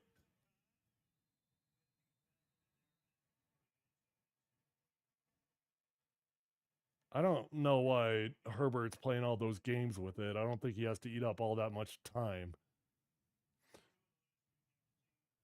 Daniel asks, whose seat is hotter, Michael Malone or Sean Payton? That would be Michael Malone, for sure. Sean Payton's seat isn't hot at all. Like, it's ice cold. Sean Payton's not going anywhere. There's nothing that could happen the remainder of this season that Sean Payton would be on the hot seat. Maybe Vance Joseph, because when things fall apart, there's usually a fall guy. So I wouldn't be shocked if there's a fall guy, but it's not going to be Sean Payton. Caleb says, the more I think about it, the more I put this squarely on the coaching staff. Our D didn't adjust, our offense didn't adjust, and Knicks just didn't rise to the occasion. Yeah, that's the biggest bummer to me. I don't know if you guys remember, but when the Chargers took when they took the lead for the first time in this game, I actually said I was excited. I was excited to see how Bo Nix responds, because that's the next step in the maturation of his process as becoming a franchise QB, handling these type of moments, the pressure, rising to the occasion, and fighting back and getting a hard-earned victory when things aren't going well. Unfortunately, he's not there yet. He's not there. Nah, man, I'm telling you. Sean Seat, it's ice cold, man. Ice cold. Nothing can happen. All right, folks, I'm ticked off. The clock just hit 0. I'll hit the all 22 on this film. I'll put it out in a couple days, and stay tuned. If you guys have not subscribed to the podcast, hit the link in my bio on Twitter right now and go over to YouTube, because that's where all my content lives. I'm going to do a few giveaways over there in the coming days. So you can only participate in the giveaways if you're subscribed to me over there on YouTube. So you're going to want to go subscribe right now. I'll put out a post-game reaction video to this as well. This is a frustrating one. We got 2 games left, and the Broncos got to win 1 to make the playoffs. And all of a sudden, it gets really, really tough. That's a tough Bengals team, and that's a tough Chiefs team.